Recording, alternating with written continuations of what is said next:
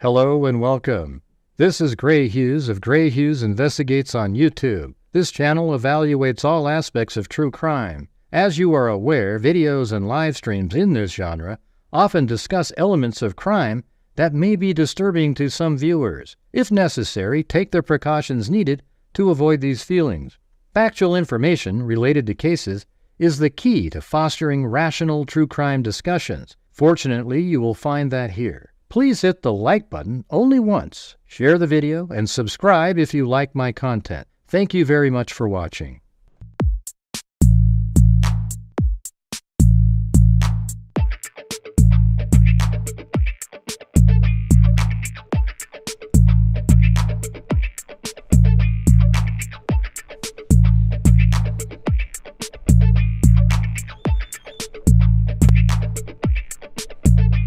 We're all Richard Allen!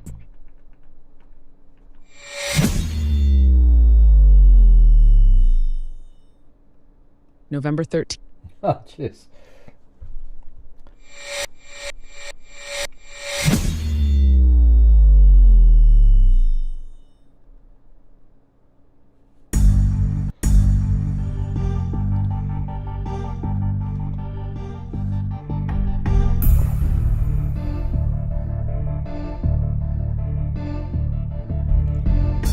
What's going on, freaks? How the hell's it going? Might not be as big a crowd tonight because we're doing the Lori Daybell closing arguments, and then we're going to take a look at the... I want to just look at the individuals that people are claiming a serial killer. Hey, look at that, it's Stacy! Can you believe that, everybody? Maybe she'll have more time to come hang out with the freaks again. Haven't seen her in a long time. But there you are, there you are.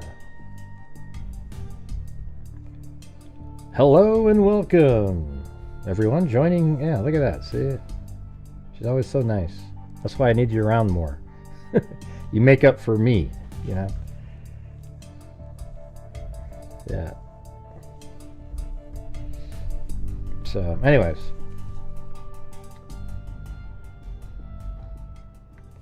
This is the closing argument. First, the prosecutor, I guess Trina K, gets up there, and and what's cool about the closing arguments is you get to hear basically the entire case in a short format. It's better than the opening argument because they actually use stuff from trial here, which is kind of interesting. And then Lori gets up there and does as good as she can, I guess, and and then she comes back on, and then the jury has it in their hands. You know, I wouldn't be surprised if, I don't know if they're going to come back with a verdict tonight or anything, but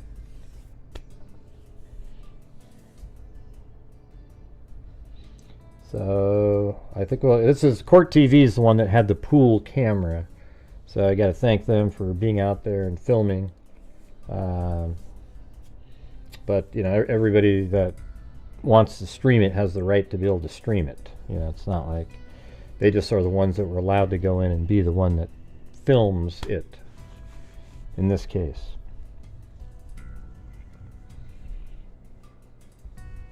So we'll just play it. I got it sped up. It's only an hour and like 30 minutes or so the way I have it. Hour and, well, no, I guess it goes, no, that's not it. It's this one. Yeah, an hour and 33 minutes. So that should be pretty good. But just remember, while it's playing, you guys, if you guys want to help support the Grant Hughes Investigates YouTube channel, I would appreciate it. I know it's not Koberger tonight, but it's a show nevertheless. Hey, FSC figure skating coach. Alright, so here we go. It's always a big risk when I do these trials because it's usually, I don't know why, but it's when people forget about supporting the channel. So here we go. I just have that on, I was making the videos earlier, so let me get rid of that, go right to here. This is time set for closing arguments. The state can proceed with its closing argument. It's sped up, remember? Like 135% or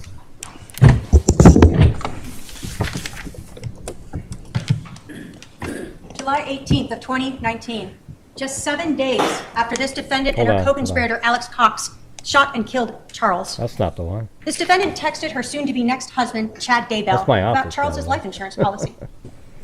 Her words tell us that she was involved in this killing. Her actions and her words of texting Chad Daybell tell us the motives behind this murder: Chad and money. The morning of that 18th of July, Lori Vallow texted Chad and said, quote, "I just got the letter from the insurance company saying that I am not the beneficiary. It's a spear through my heart. Who do you think he changed it to?"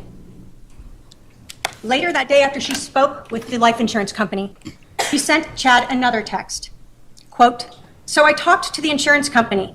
He changed it in March. Probably it was Ned before we got rid of him." Ned Snyder. Lori Vallow's words 7 days after Charles was shot and killed tells us that we was her and Alex killing Charles. Why? For that money. But Lori Vallow's plan to kill Charles wasn't just known by her lover, Chad Daybell, and her accomplice and co-conspirator, Alex Cox. It was also known by her brother, Adam. Adam told us that he knew about Lori's beliefs. He knew what she had been saying about Charles's concerns for himself. And he told us that he knew about this plan for an intervention to talk to a stakeholder. That morning of July 11th, when Charles arrived at Lori's house, as she knew he would, he texted Adam and said, "Al is here." Adam texted back, "They are planning something." He knew. And 3 days later on Saturday, when Adam finally learned, when his friend Googled Charles, that he had been shot and killed by Alex, Adam told us he went back and talked to his mother and he confronted her about this. And he told his mother, Lori and Alex conspired to kill Charles. He knew, and he was right. Lori's ex-friend, Christina Atwood, she told you about that very uncomfortable dinner on June 9th, a month before the murder, where Alex Cox was talking about just wanting to kill Charles. He said this multiple times, and this defendant didn't care. In fact, she talked about how she had been drugging Charles. Christina told you she was so disturbed by this, she actually went and saw Lori the next day, June 10th, and told her, if something happens to Charles, I'm going to have to go to the police. Christina knew. She was right. And Nancy Jo Hancock, now she had just met Charles a few days before, and they had talked and texted and had been on the phone for hours, you heard. Charles had told her all about Lori, the things she was saying, the things she was doing. She told you that she knew that Charles was concerned for his own safety. And she understood the motive. She told Charles the night before, "You probably should just tell Lori that you've changed the beneficiary, that she's no longer going to get that money." Nancy Jo knew, and she was right. Lori Vallow wanted the $1 million, and she wanted Chad Daybell. Yeah, it's kind of interesting. Like, if she didn't know, if she knew that there was no life insurance available, but maybe she would have done something else, like forced him to change it at gunpoint or something. I don't know, but if she knew that she wasn't getting the life insurance, she may have changed, not have done it. Yeah, and look what Timothy said. All right, everyone, please help support the channel if you can, so Gray doesn't have to ask a million times. Yeah, I mean, we're currently at 0. Into the show. And she and Alex used that twisted religious beliefs they had so that they could kill the evil, possessed Charles and be like Nephi. Nephi. The evidence that has been presented in this trial will prove to you beyond a reasonable doubt that this defendant is guilty of conspiracy to commit first-degree murder. So I want to split up my closing into 3. Well, thank you, Melanie Summer. Look at that. 5 memberships. Look at that. We've got Phidippus Audax. God, I remember that name from a million years ago. Or at least Audax. Marigator, Sherry C., Linda Ma, Red Eye, and Carmel Frappe. 3 sections. First, I'm going to talk to you about the timeline and the motives in this case, and the evidence that supports those. Second, I want to talk to you about the jury instructions and the evidence that's been presented to you in court. I'll remind you that anything the defendant said in her opening was not presented at trial through a witness or through an exhibit, and it is not evidence. Using the evidence that has been presented and admitted at trial, the state will show you how, again, the defendant is guilty beyond a reasonable doubt of this crime. And finally, I'm going to talk to you about those justification defenses, the excuses and the reasons why the defendant would like you to believe that they had a valid basis for shooting and killing Charles on July 11th. And we'll talk about how, in fact, there is no justification for what they happened. What happened that morning was a first-degree premeditated execution of Charles Vallow. So let's go through the evidence. The timeline really starts, and we know it goes back much further than this, but the big change occurs on June 29th or 30th, when you learned that Charles Vallow learned about these KK Walker emails. He learned about that affair with Chad. Now he knows Lori is cheating on him. We know that he contacted Chad Daybell about it. He contacted Chad's wife about this. He told Adam about it, and he told the defendant about it. So everyone knew that Charles now knew this. July 9th is now the first time that Charles is going to be coming back to Arizona. We know from the time he learned about that affair, he hadn't been back until this planned visit to see his son, JJ. We know at 1:13 p.m., Charles texts Adam and books him a flight for the next day. At 1:21, we know that Adam is contacting Alex. And they talk for 20 minutes. And Alex lets Adam know, sure, you can stay with me. Of course, Alex doesn't know the plan yet, the mission. Lori then starts talking to Chad Daybell. We know that she knows about this intervention. She knows about Adam coming, and we know this because, again, of her text messages. We see Lori then starting to round up the troops. Why does she do this? Because she wants to ensure that on July 11th, it is Charles and only Charles coming to the house and not the intervention of Adam or Brandon or Zach coming over to help him. So she has Melanie. Tells her she can't go to this wedding. She has to stay here. It's coming to a head. This week will change everything. Call me. Then we have July 9th, the text messages with Alex. She tells him, so the plot thickens, call me when you can. He doesn't call her initially. So she sends him another message, this one really letting him know. She specifically tells him, I'm going to need you to stay close to me the next couple days. Mel too, she can't go to Utah. She's got a job. They are planning some kind of intervention, but want Mel out of the way so I'm left alone. She talks, I need to come get the stuff at your house tomorrow and secure it. Lots to do. Thank you for standing by me. It's all coming to a head this week. I will be like Nephi, I am told, and so will you. And then what happens? This gets Alex to call, and they talk for almost an hour. An hour planning how they're going to stop the intervention, how they're going to be like Nephi. As we get to the 10th of July, and we continue through this timeline, we see Lori again talking religiously with Chad, 149 minutes that morning. She's also texting Melanie Boudreau, Melanie B, telling her that it is important for the mission, for Melanie to help her by keeping Brandon distracted. And we saw those messages where Melanie says she'll pretend to be sick. We know that on the 10th, Adam arrives in Phoenix.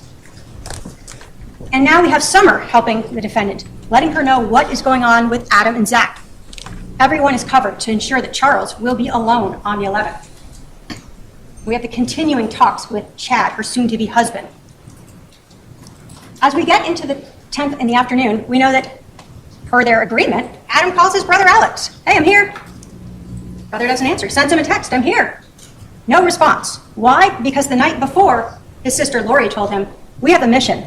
We must be like Nephi. Charles is coming into town. You must stay at my house the night of the 10th so you can be here the morning of the 11th. We also know that Summer gave Lori an out. Hey, you can stay at my house. No one will know where you are. We're going to be out of town. You can hang out here. Lori doesn't take her up on that. She has a mission to do. As the night grows on the 10th, Adam continues to try to reach his brother Alex. Again, no response. And by 45 or so minutes after that last text by Adam, we know Alex is already at Lori's house. He's there with his gun and a garbage bag of some underwear. Why? That gun is important. A loaded weapon, 2 extra magazines of ammunition with him. He is ready for his mission. And again, Summer is updating her, telling Lori that Zach and Adam are still at her house. They're going to go stay at Mimi's. And she even tells him that Adam is still waiting for Alex to get back to him. Still, he doesn't understand. Why isn't my brother responding to me? I was supposed to stay there. And again, what does Adam bring over? Gun and a garbage bag of clothes.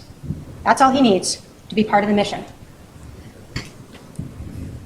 When we get to July 11th, we still have Lori talking with Chad.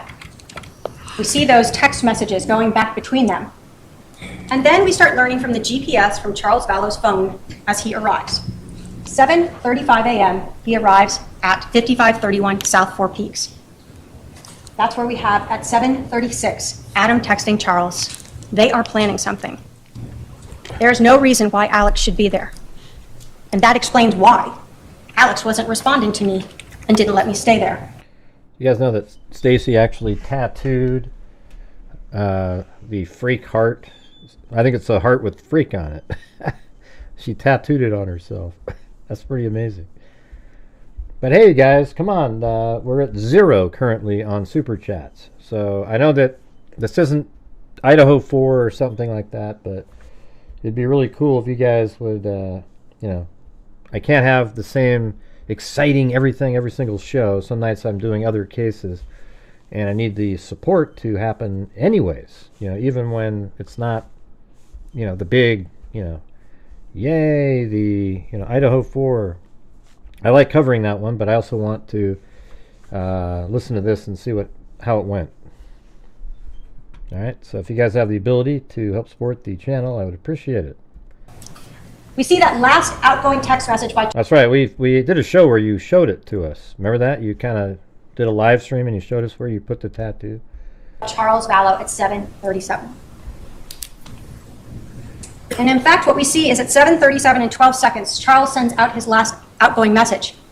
And at 7:37 and 29 seconds, there's an incoming message from Adam. It's not read until 12:13 p.m. What becomes important here is, in this timeline, how long is Charles at the residence here? You hear in her interview how she says it's so fast. Charles comes inside. He's angry. He's jerky. Wow, thanks, Cheryl Moran. Boom! 10 memberships. We're at 15 now. Hey, I was thinking, let's see. I mean, how is the tattoo looking now? We saw it right when you made it. Is it nice and, you know, what do they call that? Sort of cured in there? So we got BM, Edina, Rothhound, Tracy Dana, Marine D, Karina Edge, Nana Kim, Bratty Brat, Savvy 89, Jetta from Texas, and Linda Carol Alt. Hey, thanks so much. That was very kind. Cheryl Moran. And she tells him, take JJ. Go get him Burger King. They get JJ out to the car, and then she holds onto the phone.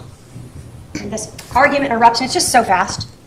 But what we know is it's actually 12 minutes long. Yeah, so this is what they're talking about right now. This is the Lori Daybell's conspiracy to commit. You know what? You know what's weird to me, guys? Like, if it's a conspiracy to commit murder, you can't get the death penalty. Only the person who did the killing. I mean, what a joke. I think the conspirator is more at fault. Like, the person, the mastermind, is more at fault than the killer themselves. Because the killer is just the weapon that the mastermind used. And they're the ones that should get the death penalty. I would actually cut a deal with the, like, for example, in this case, if Alex was still alive, I would cut a deal to take death off the table for Alex Cox so that Lori could get the death penalty. All right, that's what I would do. But I guess apparently in this state, it's like, well, if it's a conspiracy that you're, by law, you can't have the death penalty. Like, what the hell does that even mean?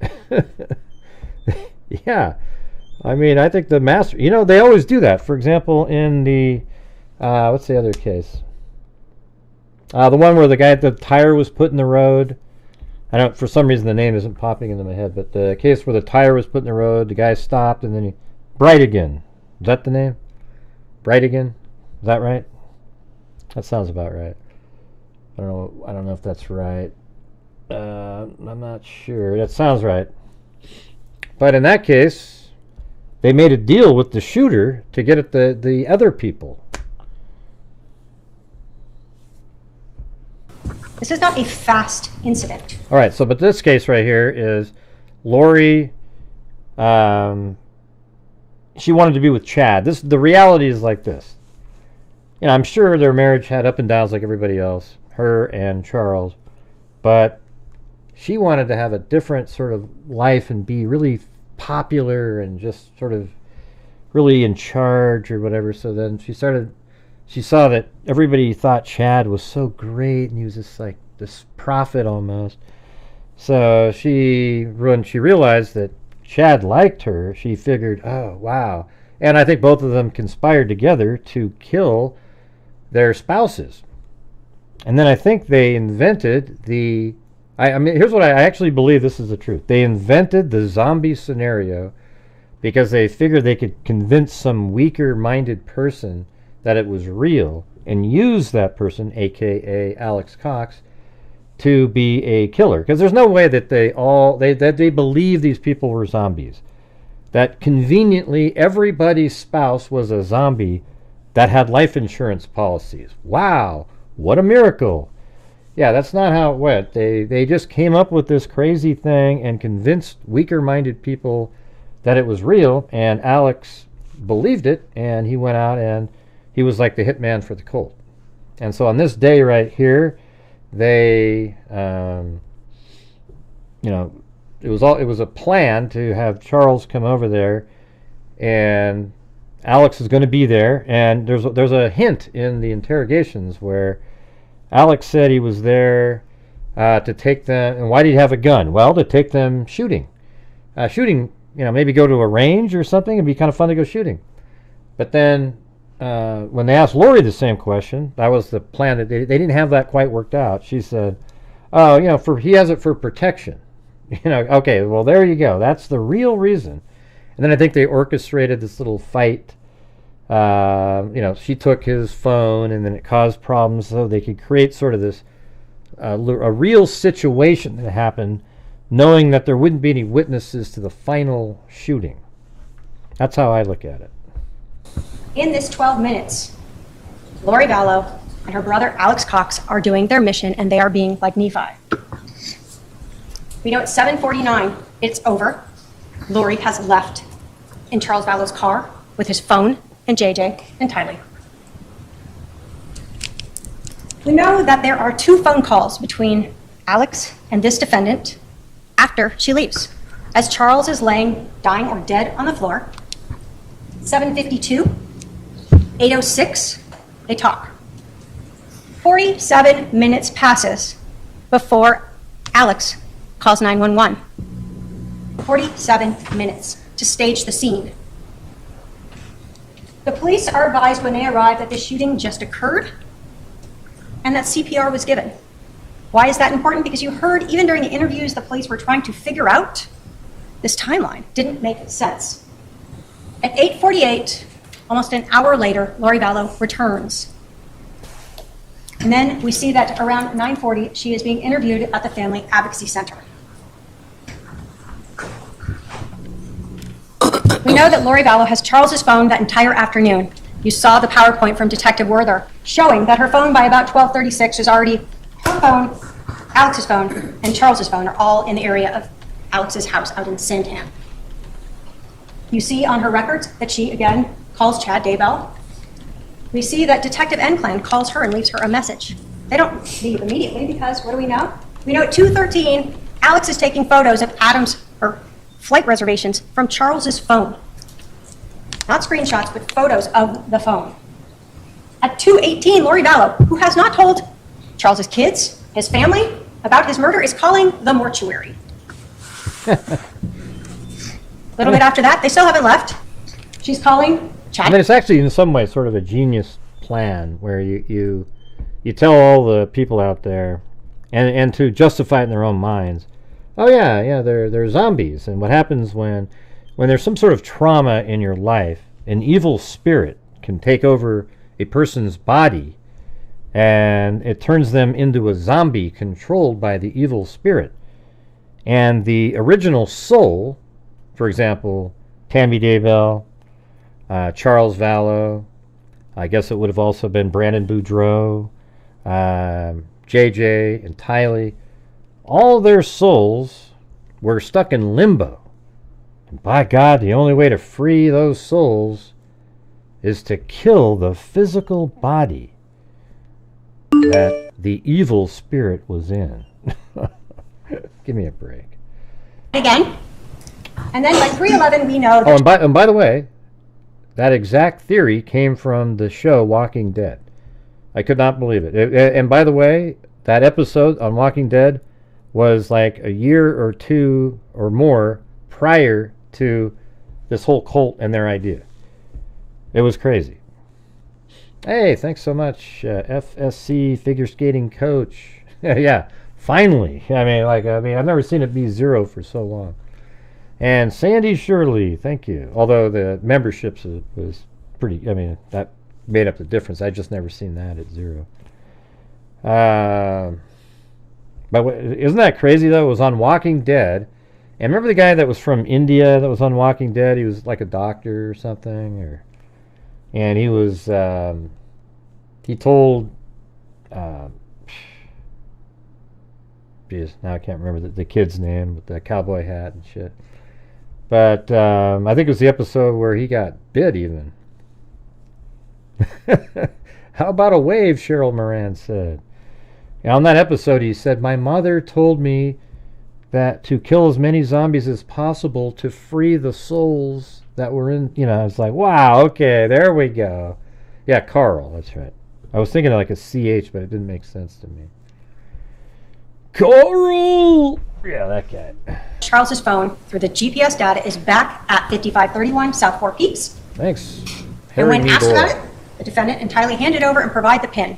They have no problem on how to get into it. They've already looked through it. They don't need it anymore. That evening, Lori and Chad are talking all night. You can look through the exhibits and see the multiple calls of them discussing. These aren't calls to Charles's family. They're not calls to his kids. They're talking with her lover, her soon-to-be husband, Chad Daybell. So let's talk about the motives of this case. Money.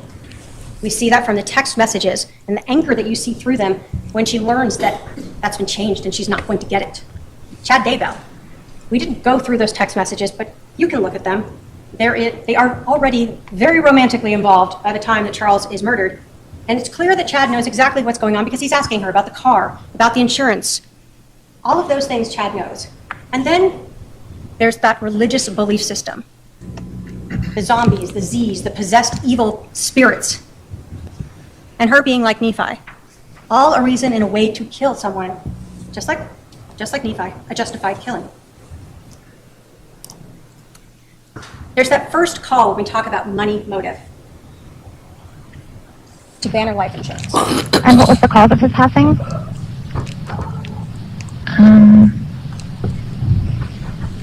Well, he was shot.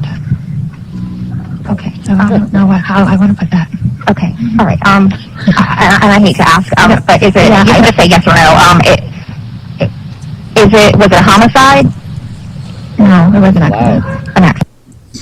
So what we hear here is Lori Vallow being untruthful to Banner Life Insurance. We'll talk about credibility later, but it becomes very relevant that even... Well, I mean, it's homicide, even if it's self-defense, right? A man, it's still a homicide that a human being caused the death of another person. In the smallest of things, this defendant exaggerates, minimizes, and is completely untruthful to various people. We all know that she was not the beneficiary. She didn't. But we also know... I know, isn't that crazy? Look at, so Ann Vroom said, still amazing to me, Greta Hughes investigates. You had this whole thing figured out back in 2020. And here we are today. All your insight being proven. Isn't that wild? I mean, it is true. Like, I don't know if you guys remember, but we were before any of these other people that are covering it now, getting all the views and everything. Other than Nate Eaton. He was the only other person at the time. But, like, it was, we absolutely nailed it. There's really almost nothing other than some of the text messages and the, calls and things like that we didn't know about. It's the same thing. Like, the theory is exactly the same in all the cases as it was today as it was back then, and nothing is different. Isn't that weird? So that's when you just start putting the facts together and speculating reasonably on the facts. That's how you come up with that. But thank you, Anne, for pointing that out. No, that Charles Vallow was not accidentally shot. She told the police she was there. She Thank you, Naomi. knows that her brother intentionally shot him. Of course, they want to claim it's self-defense. There's no accident about that when you shoot someone twice. Right. Motives for money. What we see again here is Lori Vallow talking to Chad about the motive. Telling Chad about the fact that it was changed. I just got the letter from that insurance company saying I am not the beneficiary. It is a spear through my heart. Who do you think he changed it to? Brandon? Or probably Kay? He left nothing for JJ. What do we know? Again, we see that Chad knows about all of these things. And what does he talk about in that morning as you have those entire messages? Exhibit 230. You know what it means when she says he left nothing for JJ. You know what that really means? That means he left nothing for her, because she just, even if it was for JJ, she'd use it. It would be interesting if he got changed after he had 2 bullets to the chest.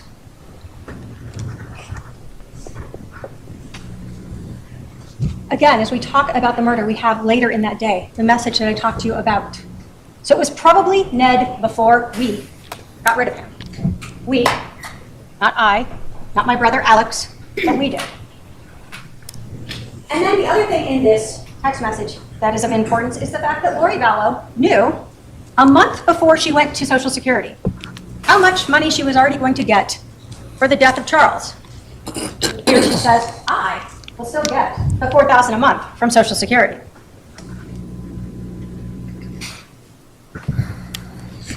When we talk about that motive and the anger by this defendant over not being the beneficiary, we know that even on July 28th, so 10 days later, she goes into Charles's computer to find the change of beneficiary form. She texts that to Chad to show him, and she sends it to Kay and confronts her about it. Money. That's what she wanted. And Chad. Hey, so let's talk about Chad. The affair with Chad Daybell. We know that she knew him as far back as November of 2018, when he came to Arizona and stayed at Lori's house. You were told by Detective Duncan that there were recordings on her Lori for Style iCloud account of Chad Daybell here in Arizona for that Preparing the People conference. You also heard that in the Lolly Time, the later account that was created later, that in March of 2019, there were screenshots of flights to Idaho and back to Arizona with both Lori Vallow and Chad Daybell. This is during that time when she disappeared and Charles was taking care of JJ, and she's off flying to Hawaii and Idaho, living the good life with her soon-to-be husband. And then, of course, we know that come November 5th, she actually marries Chad Daybell. That KK Walker email address. This was that June 29th. Big change. What do we know? That on April 21st, she created that account. She used her own phone number in creating it. And then she sent messages to Chad Daybell, brother Daybell. You have that. I think yours is, Sandy Shirley, yours is the one that probably led to the other waves. So thanks, Sandy. That exhibit. She pretends to be Karen Walker and invites him to Houston, because that's where she is at that time.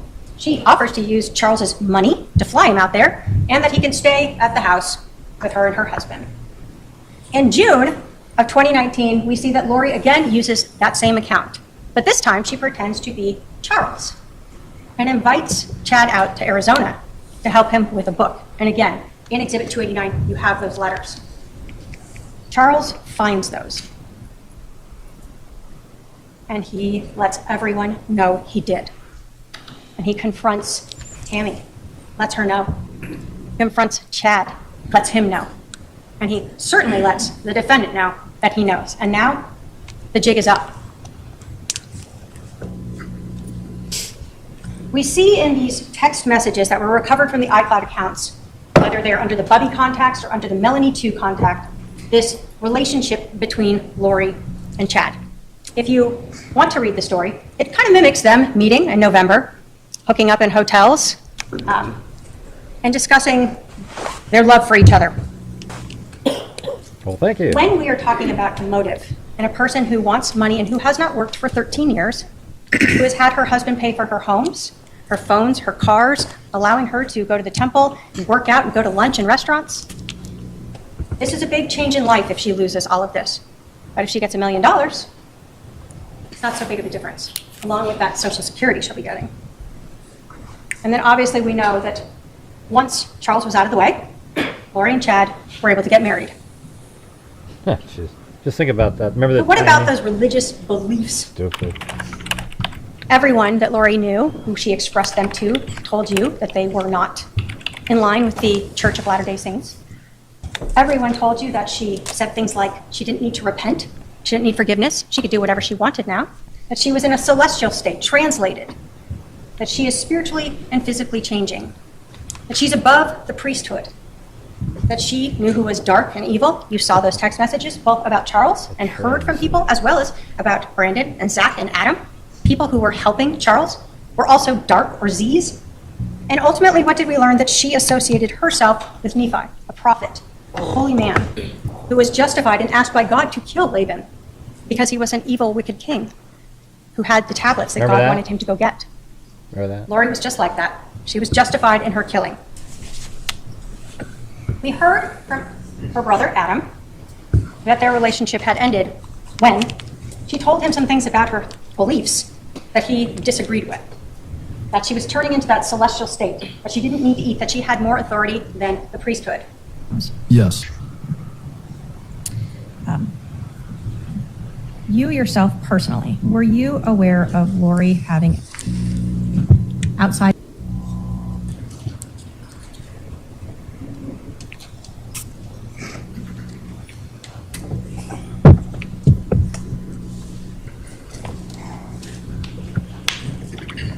Lori having any beliefs that were outside of what is accepted by the LDS religion? Yes.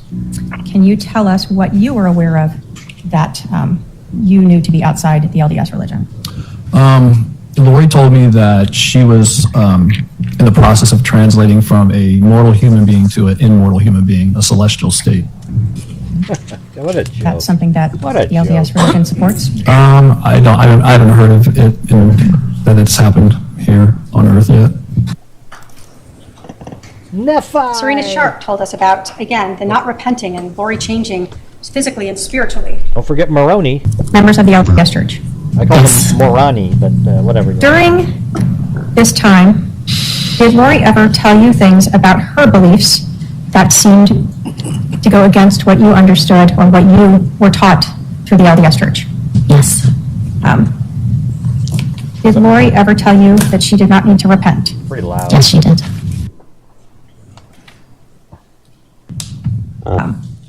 During this weekend, did Lori talk to you about her husband, Charles Vallow, being possessed? Yes, she did. What do you recall about her talking about her husband being possessed? I recall that she spoke about her husband being possessed by an evil spirit, and she named the evil spirit. Do you recall what the name was? Yes. What was it? It was Ned. N-E-D? Ned? N-E-D. Now, Serena Sharp was someone who met Lori in November, texted or talked with her for a while, and then was invited to that girls' weekend. One of the jury instructions you're looking at, and we'll talk about more, though, is the credibility of a witness. Serena Sharp has no dog in this fight. She knew Lori for a little while. She was invited to all. Yeah, see, this thing right here was really, like, this kind of just did it all for me, looking at this. So here's what's, all you had to do when we first looked at this was, I think the first thing we heard about was the kids were missing, and then almost immediately we're starting to hear that Charles died. And then we know that the kids are missing, and we also know at this point that Tammy Daybell isn't alive anymore. I mean, it's just really crazy. So here's the way you look at it is, Lori Vallow here was married to Charles right there. And that morning, when Charles was killed, there were 5 people there. It was Lori, Alex, Charles, Tylee, and JJ. And the only person that is still alive is Lori Vallow out of that entire group of 5 people. Now, and they all died after that in like a 4-month period. So just that alone is absolutely incredibly suspicious. Charles died that day. Then Tylee and JJ die. I think it was like in October-ish, sometime around there.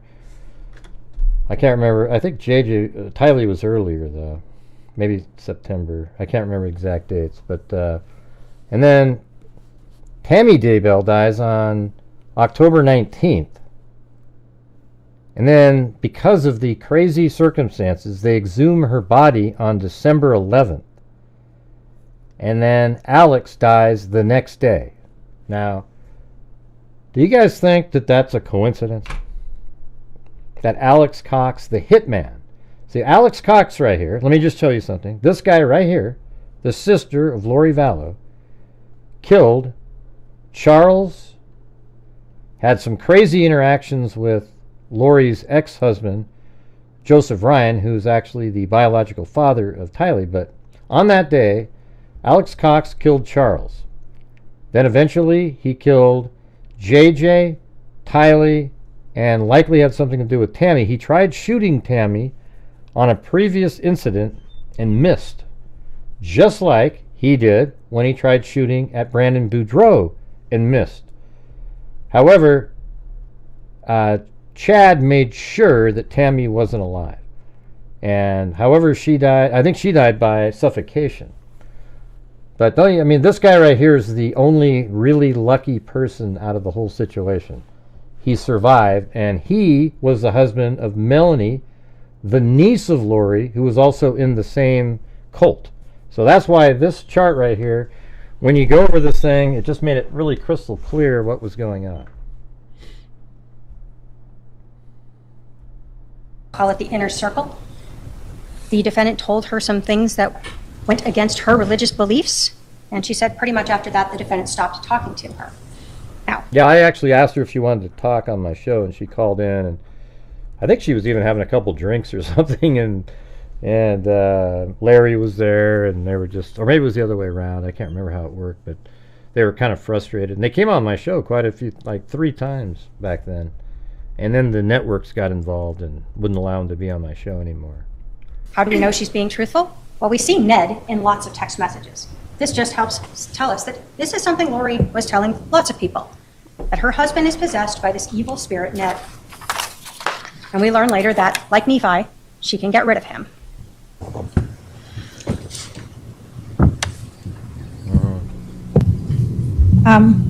Do you Yeah, before we play that. So the thing on here is Kay's son named Todd was in a relationship with some woman, and neither of them were in a place where they could take care of JJ after he was born. So Kay Woodcock and Larry Woodcock temporarily took in JJ, and then Charles, being the brother of Kay, said, hey, you know, we have a younger child, Tylee and Mary, we can take him in. So they took JJ in, and Larry and Kay absolutely loved JJ, but they were kind of older, you know, at the time, and thought it would be better if he lived with them. And it turns out that Lori Daybell here is a monster, and I actually think that she killed JJ completely out of spite. Like, there was no logical reason to do it. He hadn't witnessed anything, but she just wasn't going to get the money, and out of spite to Kay, they deemed him a zombie and killed him. I guarantee you that's how it happened. She didn't care about him at all.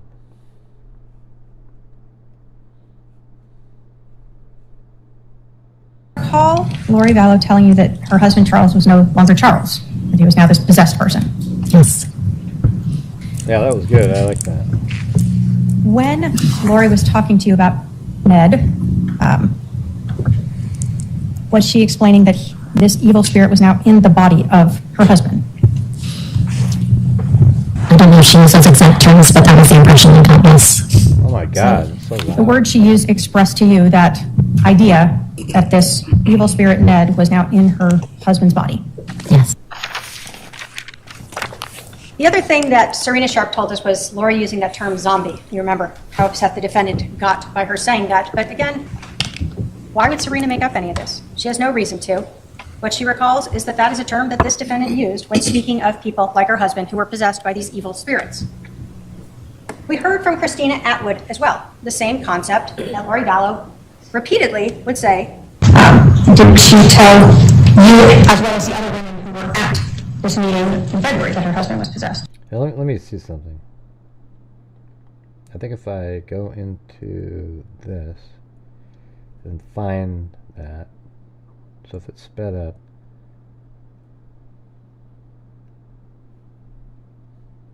let's see, -6 or something. Will that sound better for now?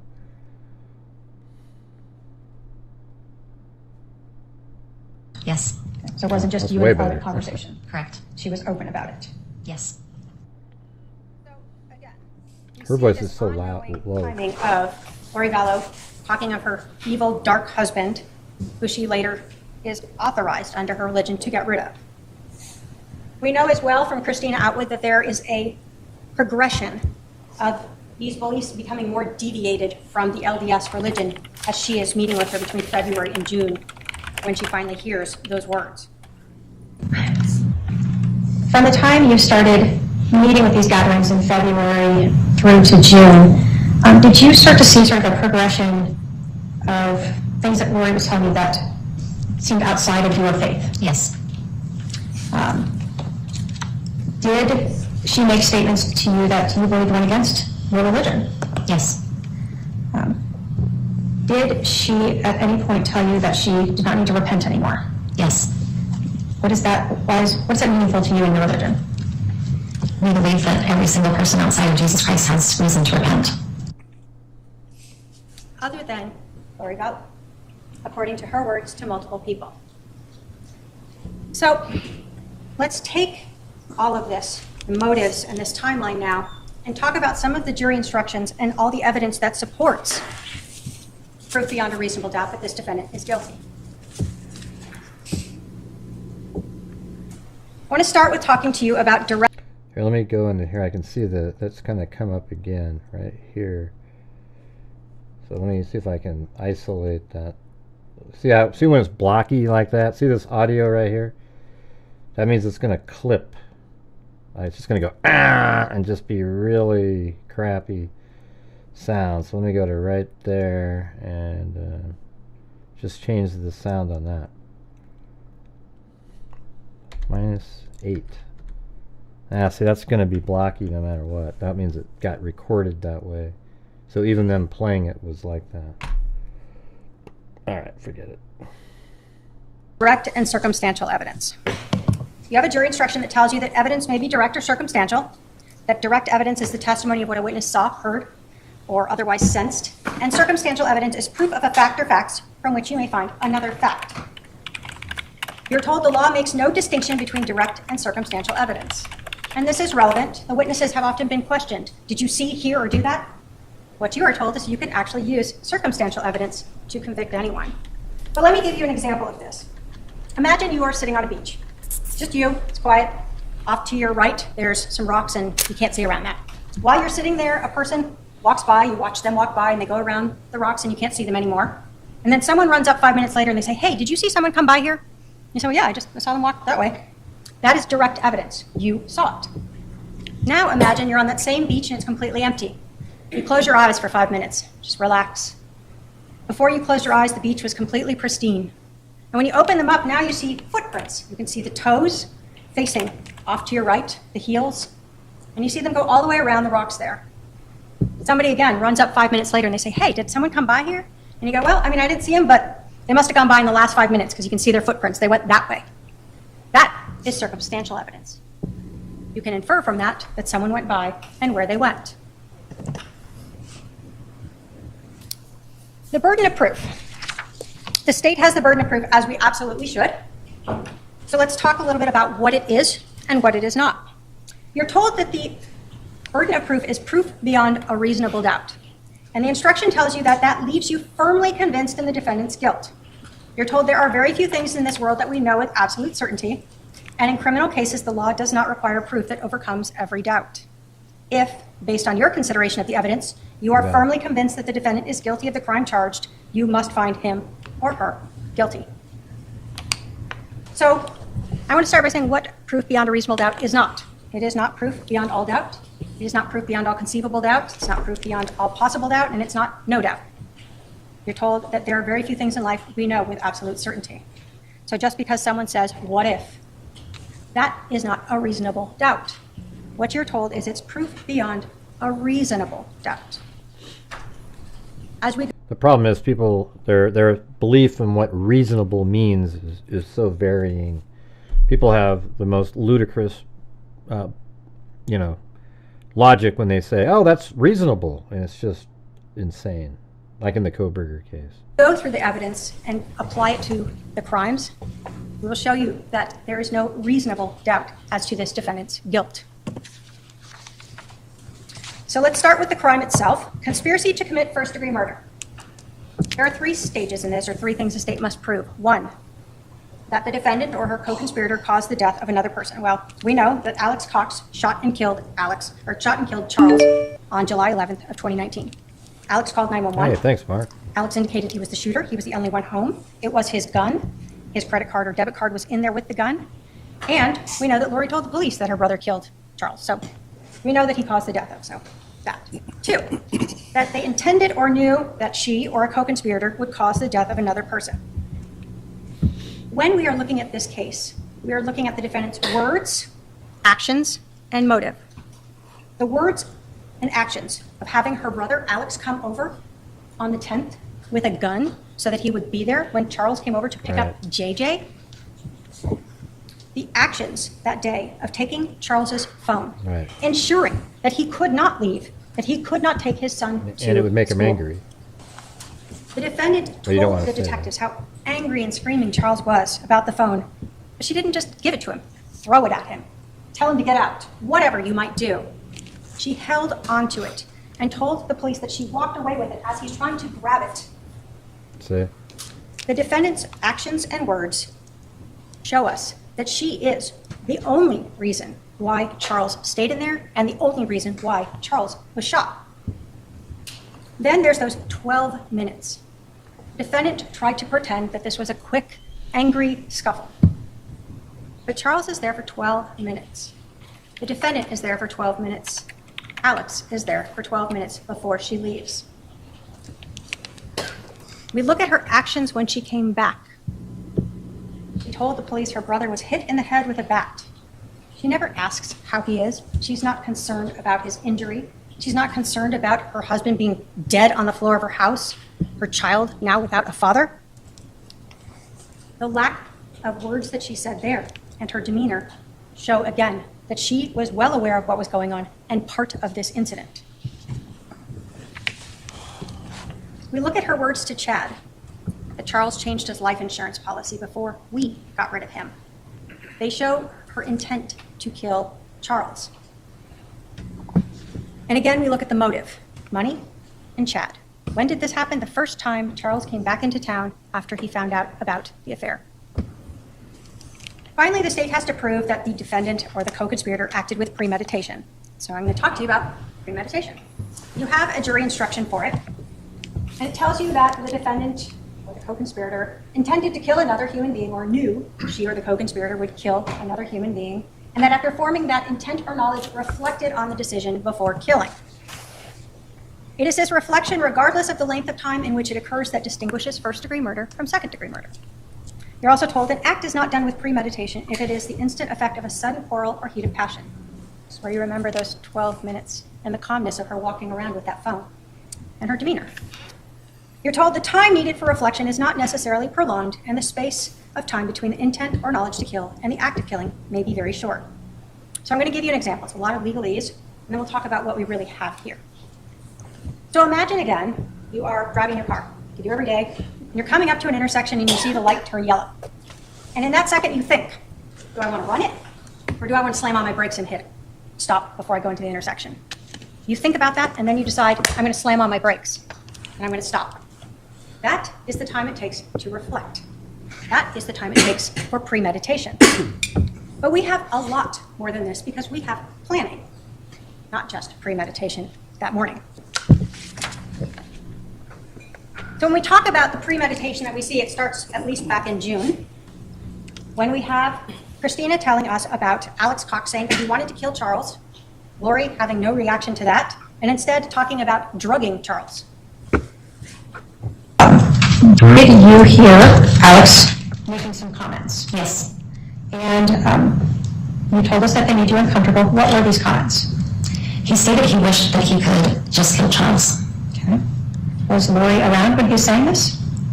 Yes, one of the times. Okay. So he said it more than once. Yes.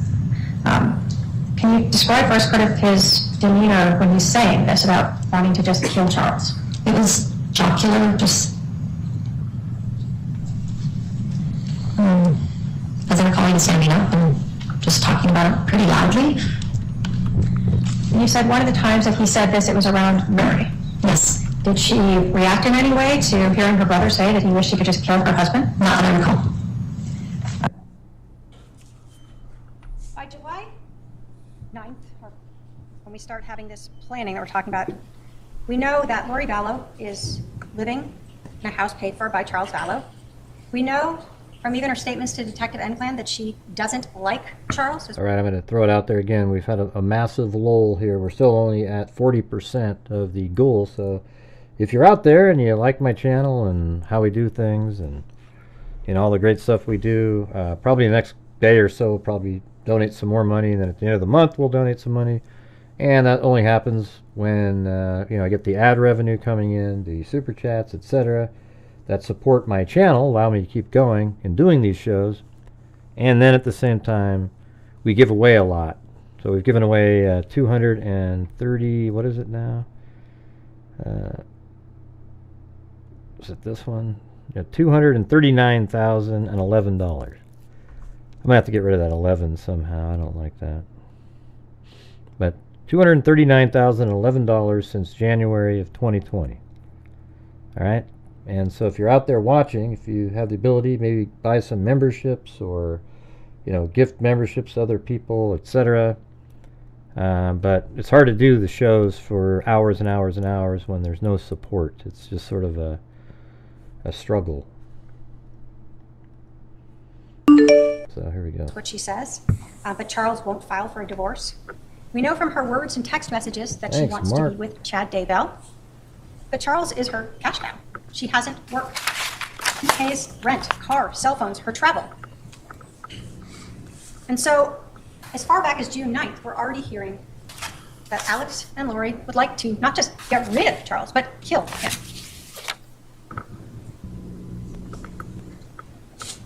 But if you think that June 9th wasn't the beginning of this planning, this idea, this concept that Lori and her brother have of getting rid of Charles, this evil, dark, possessed person, that we know Ned Snyder.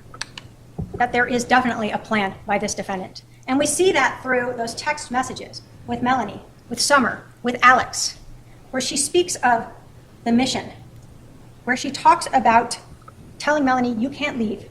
You got to pretend to be sick and stay here and keep track of Brandon so he doesn't come help Charles. He can't be in the picture. We need to stay here to defend ourselves from an intervention. The 10th. Again, we have Melanie, who is talking to her and saying that she wants to just go to this wedding. And what does Lori tell her? No, you have to stay here for the mission. The mission of stopping an intervention? No. As we continue through the 9th, we see Lori getting everyone lined up to help her. Alex, where he again is told that he will be like Nephi, just like her. Now Lori tells him it's an intervention. Everyone knows, Adam told you what's an intervention? It's talking to someone. It's common language. But that's not what the defendant wants to happen. She doesn't want Charles to divorce her and lose his money. She doesn't want this intervention to happen where she loses her temple recommend. What she wants is to be like Nephi and get rid of her husband.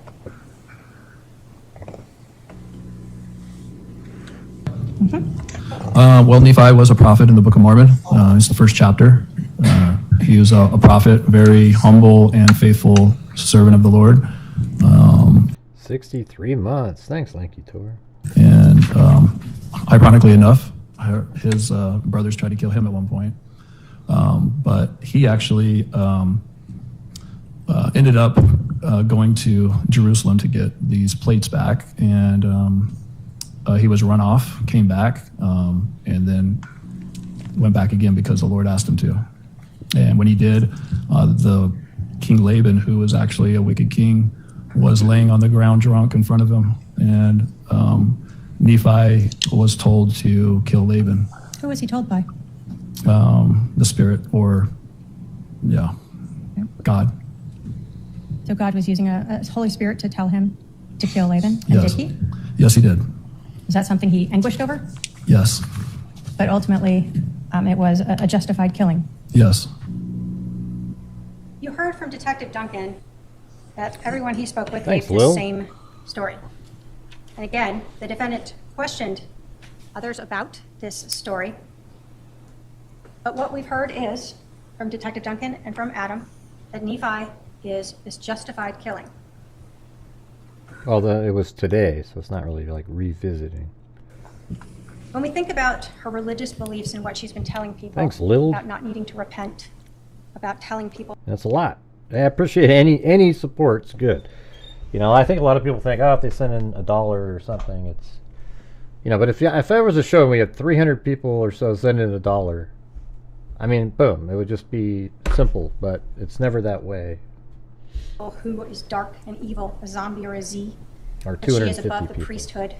It makes sense that she feels justified in determining who should live or die. This Just is as just she so told her brother crazy, you guys. on the 9th. It just.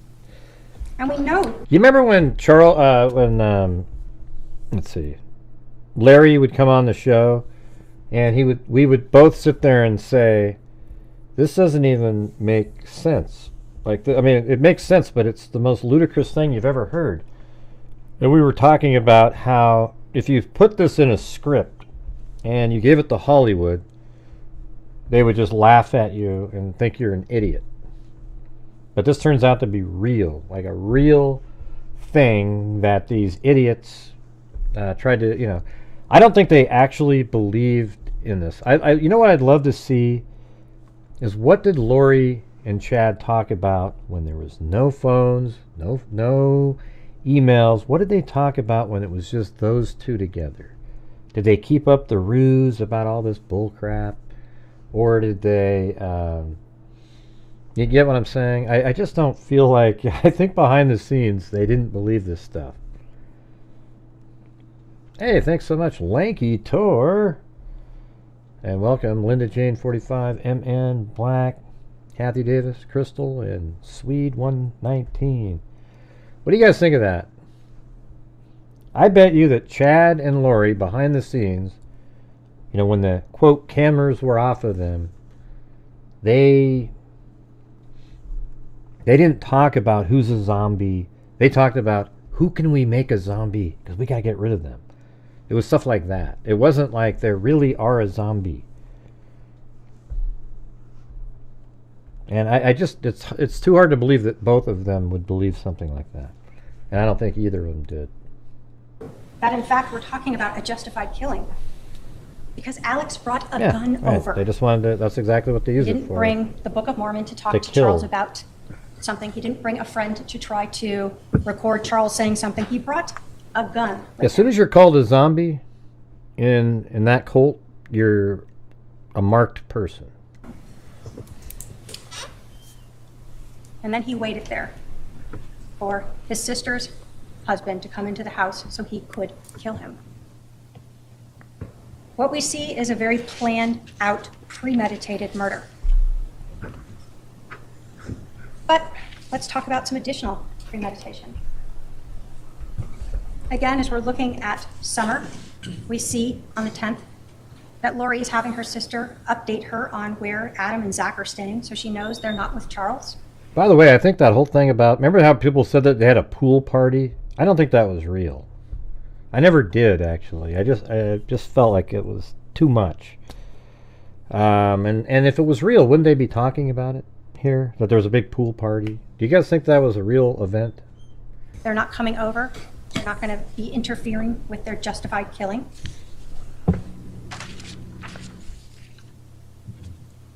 And there's that 12-minute time where the defendant desperately wanted to rewrite the timeline as they told the police that day. This just happened. It was very quick.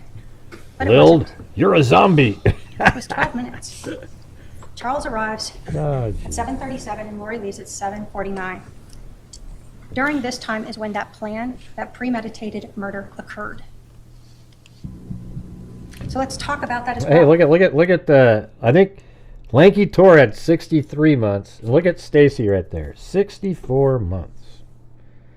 Breaks, it's so nice to be here with the Love You Freaks. Hey, very cool. And then, oh wait, Linda Howell, they're tied. See, Linda Howell and Stacy were here at the same time, back in the day. Very cool. Linda Howell, as in Linda Moulton Howe of the Cattle Mutilations and Crop Circles. You know what we need is one of those, well, we don't need it, but if somebody does, I think, what is it at, the 20? If you send 20 in, you get the UFO. I made that just for Linda Howell because she's a, no, her name is Linda Howell, and there's somebody named Linda. Whoa! Hey! It's Cheryl Mirage. Man, you're so generous. Thank you. So happy to be here with you and the freaks. Well, thank you so much. You're really kind. Thank you so much. Now that threw me off of what I was talking. I was like, whoa, that's crazy. Thanks.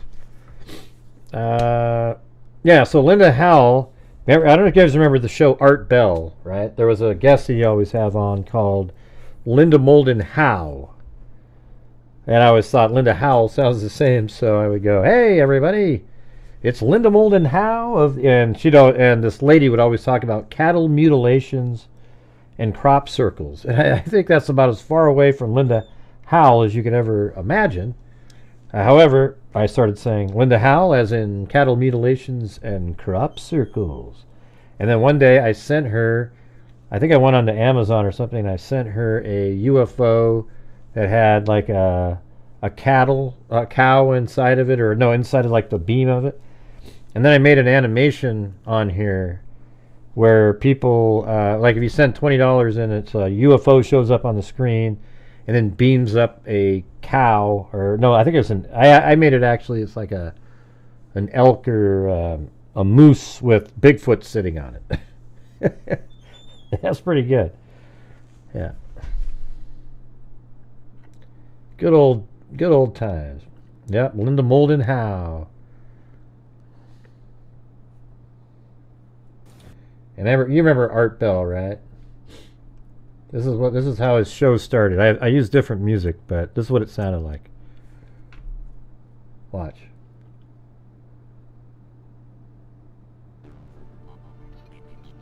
It sounded like this, though. Here it goes. From the high desert and the great American Southwest, I bid you all good evening or good morning, as the case may be. Tonight, we have on a special guest, Linda Moulton Howe. She's going to talk about cattle mutilations and crop circles. Then, Richard C. Hoagland's going to be coming on, and he'll talk about why we haven't been back to the moon in over 50 years. But first, let's have a commercial. Yeah, there you go. All right, that's it. There's my Art Bell. The evidence at the scene, the physical evidence, supports this premeditated murder. Alex fired 2 shots. One of them went through Charles' center mast, exited out his back, and went into the floorboard. The second one, Charles was on the floor, on his back, bleeding out, still able to move, and we know that because he had blood on his left hand, and he was executed as he lay there on the ground. In that time, when we talk about premeditation and reflection, as Adam had to move his hand down, reposition the gun, and discharge and pull the trigger one more time, that is premeditated first-degree murder, no matter what you believe before that.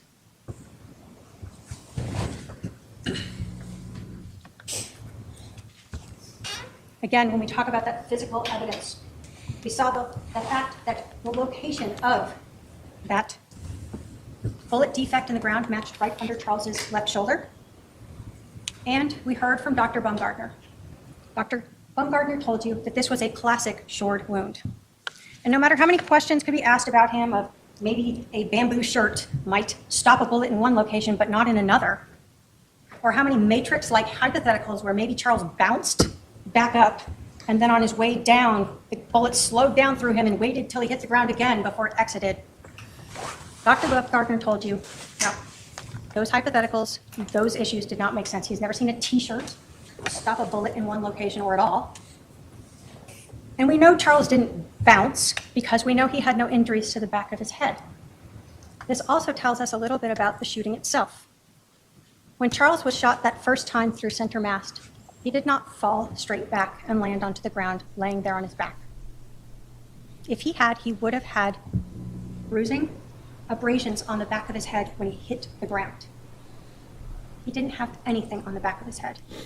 Where did he have abrasions? On his knees. When he fell to the ground after being shot, do we know how long it took him to roll over, to fall onto his back, before he was then shot a second time because he's still alive? You heard it could take up to 2 minutes for Charles to have died, and that he could have spoke and moved during that time period. He's probably saying stuff. What we do know is that he eventually ended up on his back. And while he was on his back is when he was shot the second time by Alex. Yeah.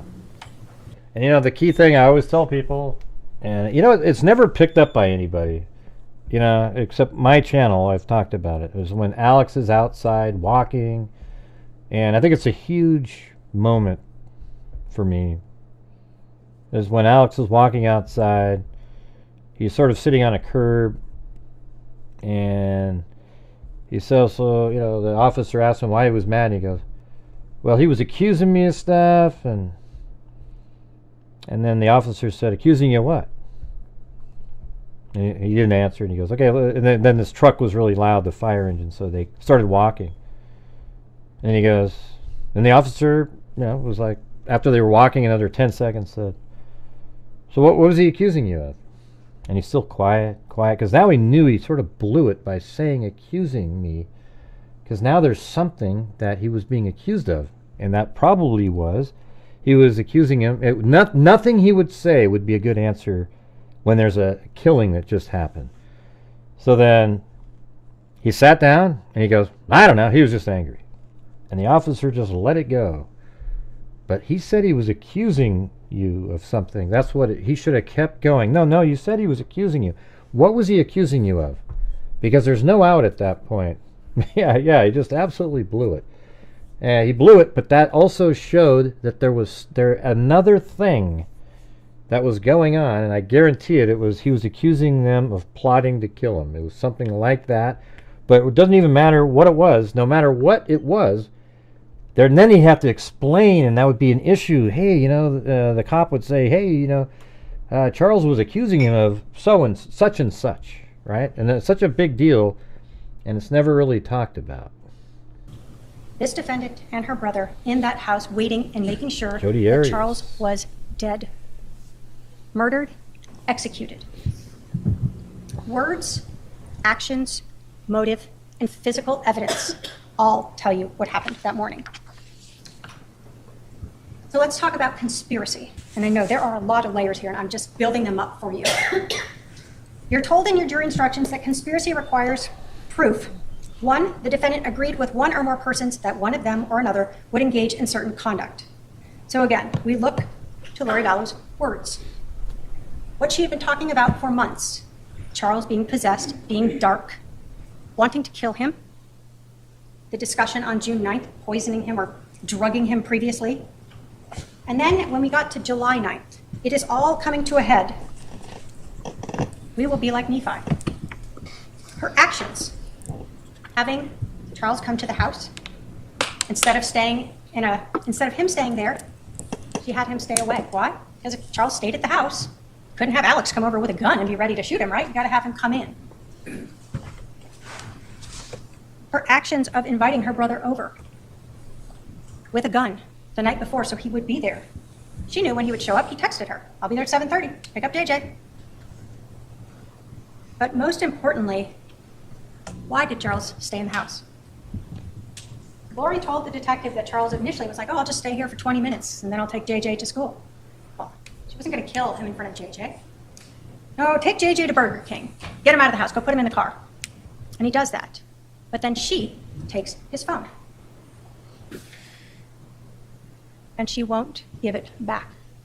What she told the detective was, before this alleged Tylee bat, whatever thing you want to talk about there, that she had Charles's phone and was asking him about texting Adam. Of course, that's interesting because how would she have known that? We know she had the phone actually for a while before she did that interview. She tells the detective numerous times that Charles is telling her to give him back his phone, and she will not. That she's walking around. He's trying to get the phone. She won't give it to him. I mean, isn't that just incredible?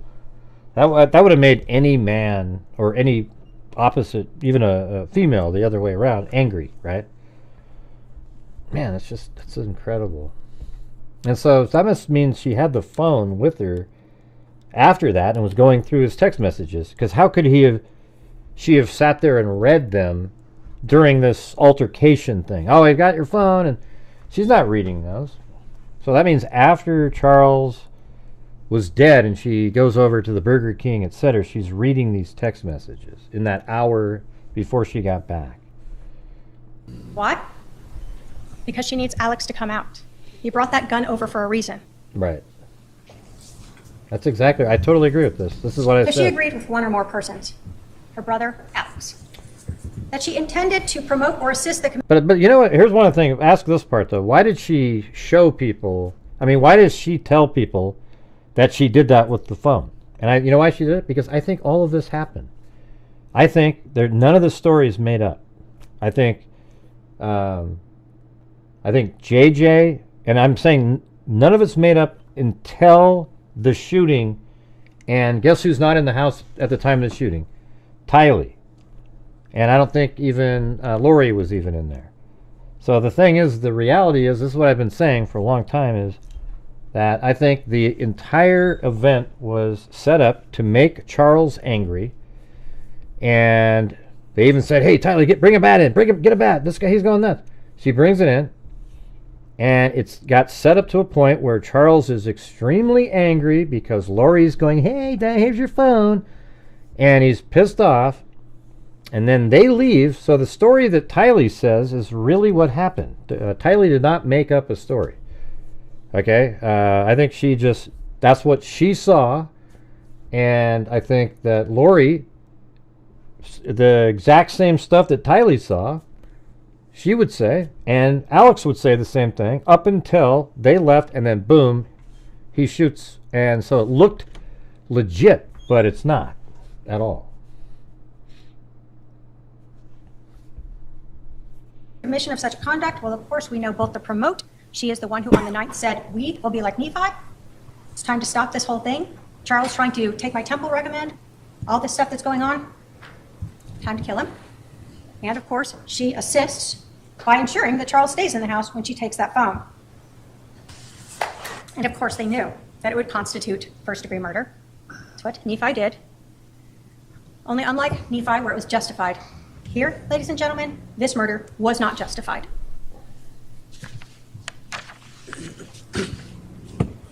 No, it's exactly the same think about story. the demeanor when you're thinking about, again, words actions, motive, and demeanor.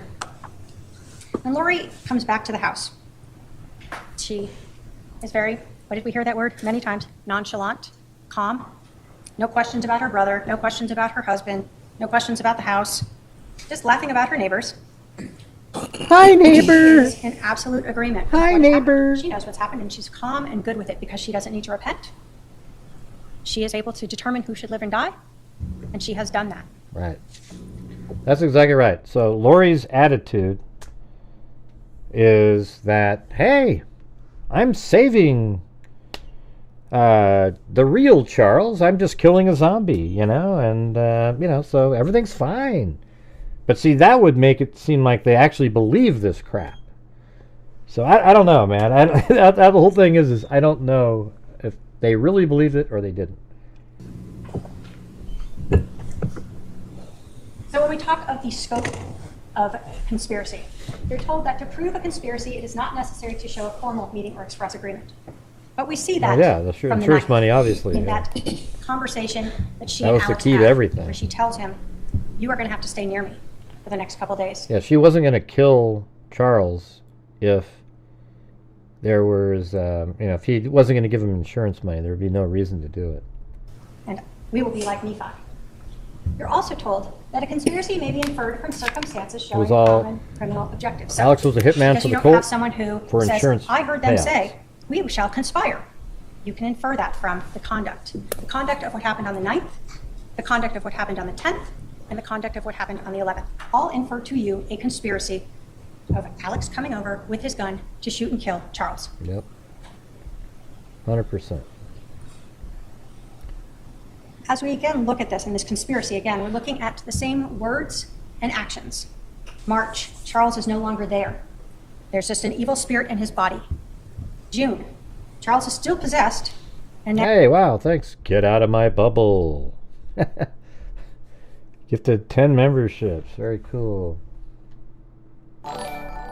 And there's going to be people going, Gray, why do you always interrupt it? I just came to watch the... Yeah, okay, well, I mean, this is a show where I want to stop and I want to talk about stuff. And if you don't like it, then don't watch. You know what I'm saying? We get that every single night. You know, I get tired of it after a while. All right, let me do the...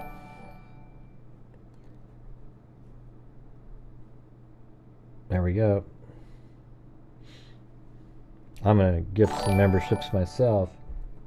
So here we go. We got another 5. We got 15 memberships right there all together. Get out of my bubble. Thank you. now, Alex is saying he wants to kill him. Lori is fine with this, and she says she's drugging him, or had been drugging him. And then 2 weeks before, all of a sudden Charles knows Lori's been having this affair. Lori's words, actions, motive, and the physical evidence.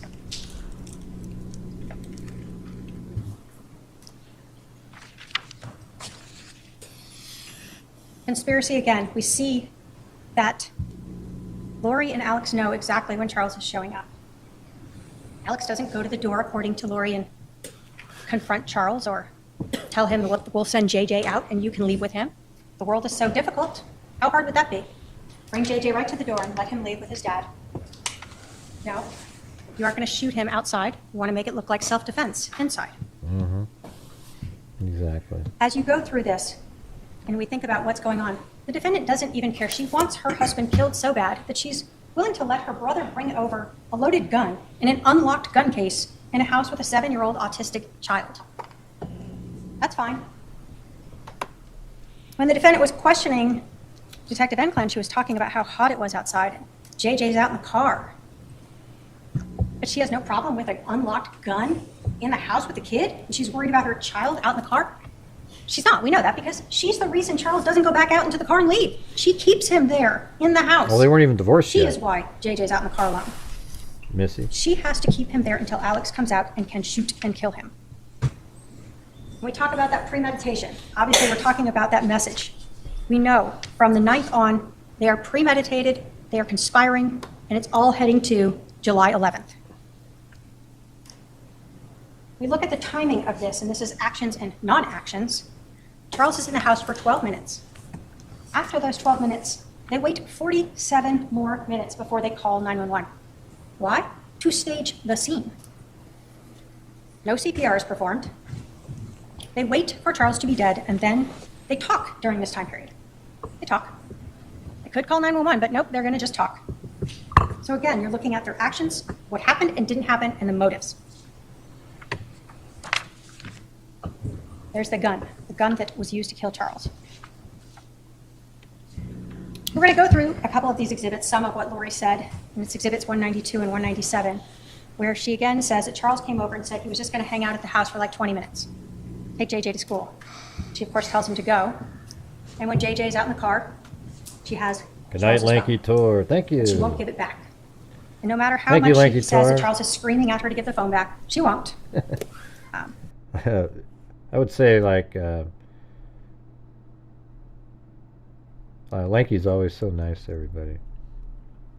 It's like Stacy and Lanky Tor, if they're in at the same time, I don't know why everybody would think it was the happiest place on the planet Earth.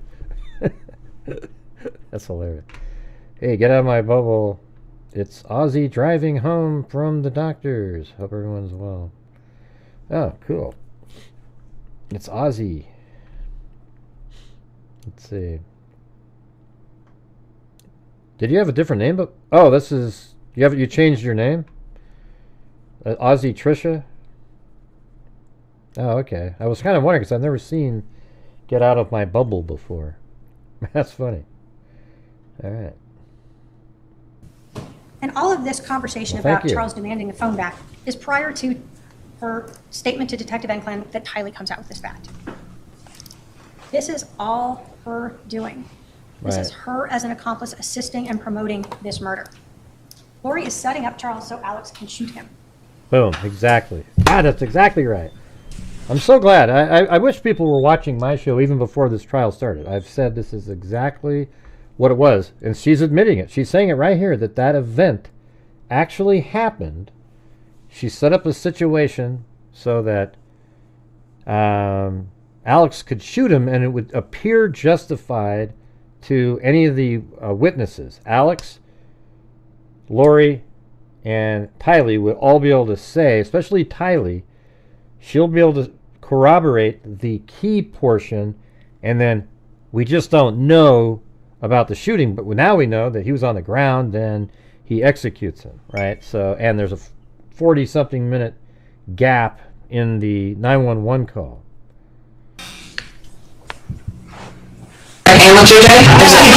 Jesus.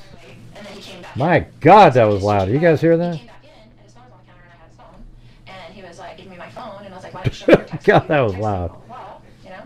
I blew my eardrums out. Really weird, like he's plotting something against me. Like, why are you even here? Like, what did you come here for? You know, you've been talking to my other brother, and my brother came into town at the same time last night, and I haven't talked to my brother in a while, my other brother, and I was like, and so he was texting him on the phone when he first got to my house, and I'm like, why are you texting Adam? Like, do you even talk to him? Like, my other brother. So when you listen to these interview of Lori Vallow, you have to put into context, this is 9:52 in the morning when this part of this interview is occurring. And she's telling the detective that she confronts Charles about texting her brother Adam. Now, she's had the 47 minutes she's been driving around, and then that time at the house when she's waiting outside to learn all of those texts and what's been going on between her brother and Adam and Charles. And so she is now mixing this in weaving to her it interview. in. Right. And so when you're listening to her interview, we know she's trying to work out this, what happened, how did this go? You can watch her demeanor as well. And as you're going through this, see how she's just telling a story here, like what happened, almost chuckling about it. Oh God, I caught that just in time. So this morning he comes back in and he goes in, I didn't give him his phone, he was screaming at me to give him his phone. He was very worried about whatever was on his text that he did not want me to see. And so I was just holding it there and he was screaming at me. And I was kind of walking around the house with it so he couldn't get it. He's like reaching for it and stuff like that. Wow, that seems like your JJ's in the car. weird thing to admit. Kylie's not out, Alex isn't out, and she is making sure that he doesn't leave. She's walking around the house, holding his phone, refusing to give it to him, making sure her autistic child is sitting out in the car even longer so that she can ensure that exactly what they've been planning happens. that Alex has time to come out with the gun that I he mean, what an incredible way to phrase all this, because this is exactly how it is. brought over and shoot and kill Charles. This defendant is the only reason why Charles didn't leave with JJ. This defendant is the one who provoked Charles by taking his phone and refusing to get it back. This defendant is the one who ensured that Charles was inside without JJ so Alex could shoot him. And this defendant is the person who set up Charles so that her brother Alex could shoot him. So let's talk about staging the scene. We know obviously from the first responders that when they arrived, no CPR was given. You heard from Officer Becky that when he felt Charles's neck, he thought he was dead already, but they still let the first responders in. No, I think he took the phone to make him angry. And what do we know? That they arrived within a few minutes. No one had ever tried to save Charles. No blood had been pushed out of him from CPR, whether strong or light. He had been dead for quite a while. His skin was mottled when they started cutting open his shirt and looking to the back, and lividity, the blood pooling, was occurring already. So they kind of knew something was off with that timeline. So what about the scene itself? The bat.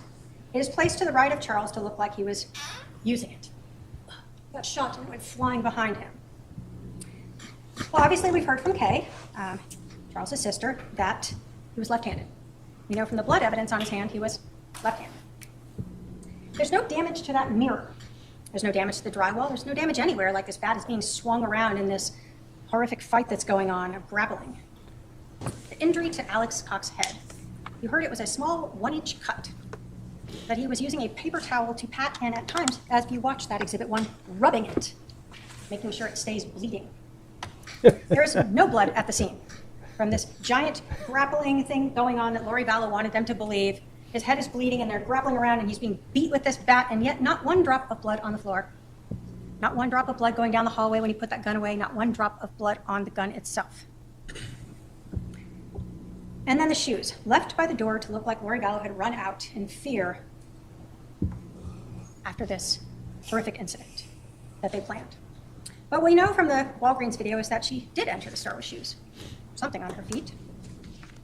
So we're going to go through. We know Charles again, left-handed. With your brother.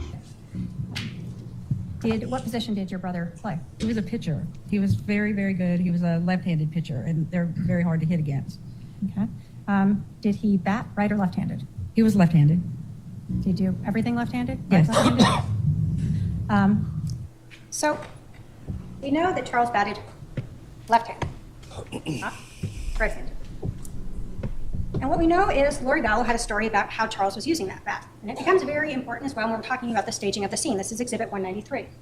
Yeah, she was outside and what happened? Jesus Christ. Stepped back, I guess, and then Charles was coming with me to that and yelling at me to give him his phone still, because I had it in my hand. It was all really quickly. And then when I went around kind of in the circle, then my brother was there. When you said when you were going around and he was coming at you with the bat, how was he holding the bat? Just like that, like with the right hand. Almost in one arm. Like he was swinging it backwards. He would have been like he would have swung it backwards at me, not frontwards. Okay. Like for him it would be a left-handed back. Detective and plan that Charles is swinging the bat For us it would backwards. be left-handed. Now, if the bat was like this when he was shot, his arm would have been shot. Covers his center mass. So we know he wasn't here. So if he's out here, where would the bat go? Down, out, somewhere that way to his left. It would not end up thrown up above him. And if it wasn't there again, Charles would have been shot through the arm. Obviously, Alex forgot that Charles was left-handed. So when he placed that, like he was coming at him with a bat, their stories didn't quite match up with the evidence. So if we rely on Lori's story of how Charles was holding the bat, then there's zero way that that bat would end up where it ended up. And again, we know he's left-handed from not only Kay, but his own admissions of that blood on his hand. So we see the scene is staged, this bat that is so necessary to try to ensure this justified killing is legally justified and not just spiritually justified. When we talk about the scene as well, and you're looking at where Charles was, at least when that second shot went through him, you can see in the photograph to the right, the shot to Charles's chest, right between his nipples, and the shot to Charles's abdomen, down lower. We know that that first shot through his chest, that Charles would have been facing a little more towards the open area there where we see the hallway and the kitchen. We know that because there was the bullet trajectory Detective Hughes told you about that entered that far east wall. We know there was stippling, and so the defendant would have been, well, her brother would have been within 2 to 4 feet of the muzzle of that gun within Charles' 2 to 4 feet. We know from that injury to the back of his head that he didn't fall straight back. We know from the blood on his hand that he was still alive after he was shot. And we know the lack of stippling for that shot to his abdomen and that trajectory, and even the defendant's own statements that she saw her brother at Charles's feet, that he would have stood there at Charles's feet when he fired that second shot as he was laying on the floor. You have the bat, Exhibit 249. You can look at the edge of it. You see the photograph of the edge of it. There is no blood and no damage to this bat. Regardless of how many times the defendant was hoping that blood was invisible, we have all cut ourselves and seen that blood is red. And there was no blood on this bat. There is no blood on this bat. There is no damage to this bat. So you have a semi-professional baseball player who has a bat in his hand, and he sees someone with a gun and doesn't beat him with it, take his head off with it, knock him unconscious with it. Instead, all we see on this bat is 0 damage and 2 partial prints. No prints of a body or smushed skin on it, someone that's sweating from a fight that's left a large arm print on it or anything else. Nope, just 2 partial little prints on it. When you think about what is there and what isn't there, does the evidence of this bat fit in at all? It doesn't. Wait, hold on a second. We look at Charles's watch. No damage to it. When you think about what is there and what isn't there, does the evidence of this bat fit in at all? It doesn't. Who said no? There's somebody that said no in the background. That seems kind of something you wouldn't allow. We look at Charles's watch. No damage to it. No scratches to it. No dings to it as he's grappling on the floor like Lori wants you to believe. We know that at some point Charles is standing and shot, and we know that final shot he's on the ground. We know he fell to his knees at some point. And when you look at that physical evidence and the lack of damage or anything on that bat, again, what makes sense is that Charles fell to his knees after that first shot. We know that there is 12 minutes where the defendant and her brother are still together there, so that Alex can get this 1-inch cut to the back of his head that's barely bleeding, that he uses a paper towel to dab at and rub. The shoes that the defendant ran out of on her way out. You have the exhibit. You can see black straps across her toes as she enters and exits the Walgreens. And then you see that she's wearing the flip-flops when she comes back to the scene. What do we know? That the police did not search Charles's rental car. Credibility. You are given a credibility instruction and you use it for everyone, including the defendant. You're told that you really evaluate people the same way. You're looking for any inconsistencies in their stories, any reasons why they may have a motive or bias to lie, any prejudice they may have, and then you look at everything in light of reason, common sense, and experience. When you think of the testimony of the people who come here and talk to you, Christina Atwood, Serena Sharp, Nancy Jo Hancock, Adam Cox, Dr. Bumgardner, the detectives, COVID days. Robin Smith Scott, Mark Sari, what benefit do these people have in being untruthful to you? They have body cameras, they have prior documents, and they have memories of what this defendant said. But the credibility of Lori Vallow is something you do need to consider. And you start with her demeanor that day, where she wasn't worried about anything when she arrived. Her brother has allegedly been hit in the head with a bat by her husband who plays semi-pro ball. She doesn't even worry about him. She knows he's not hurt. He's fine. And why does she know that? Because that was staged. When she's there and we see her on body cam arriving, she's just nonchalant and calm. And I know the defendant wanted to make sure that it was clear that everyone else was calm, but no one else had just allegedly seen their husband get shot and killed by their brother. When you were looking at the reasonableness of her testimony, you have to consider it in the light of reason, common sense, and experience. There you go. And the way that she was acting and reacting that day, as well as her own statements, do not fit the evidence, do not fit the physical evidence, And you will see her credibility throughout this whole case has been questionable. Hey guys, let's hit that like button out there. It doesn't really matter that, I mean, there's only 117 likes. Only 166 people watching because we're not talking about Koberger or one of the, maybe if we were talking about Karen Reed. For some reason, there's like a community of people that this case, people were really into, but it's not as big as some of the other ones. Although Nate Eaton had like 20, I went over there, he had like 27,000 people on his live stream. It's crazy when it was live. Her credibility with Social Security. What did we learn? That on July 11th, she tells Detective Enclan that she and Charles are separated. Exhibit 187. We are not living together. Charles rented her house. We're separated. But on August 12th, when she needs to make sure she gets some money, she tells Social Security, when they ask, are you living together at the time of death? Yes. You also learned that she was not truthful with Social Security when she got remarried. She did not tell them about that either. So you know she's been untruthful to Social Security twice. Why is that relevant? Because you're judging the credibility of Lori Vallow throughout all of this. Life insurance. We know that she said Charles was accidentally shot. We know that was not true. She wanted to make things seem like she had nothing to do with the murder. But we know that Alex Cox intentionally shot Charles. Whether or not she wants to claim it's self-defense or not, there was nothing accidental about shooting him twice.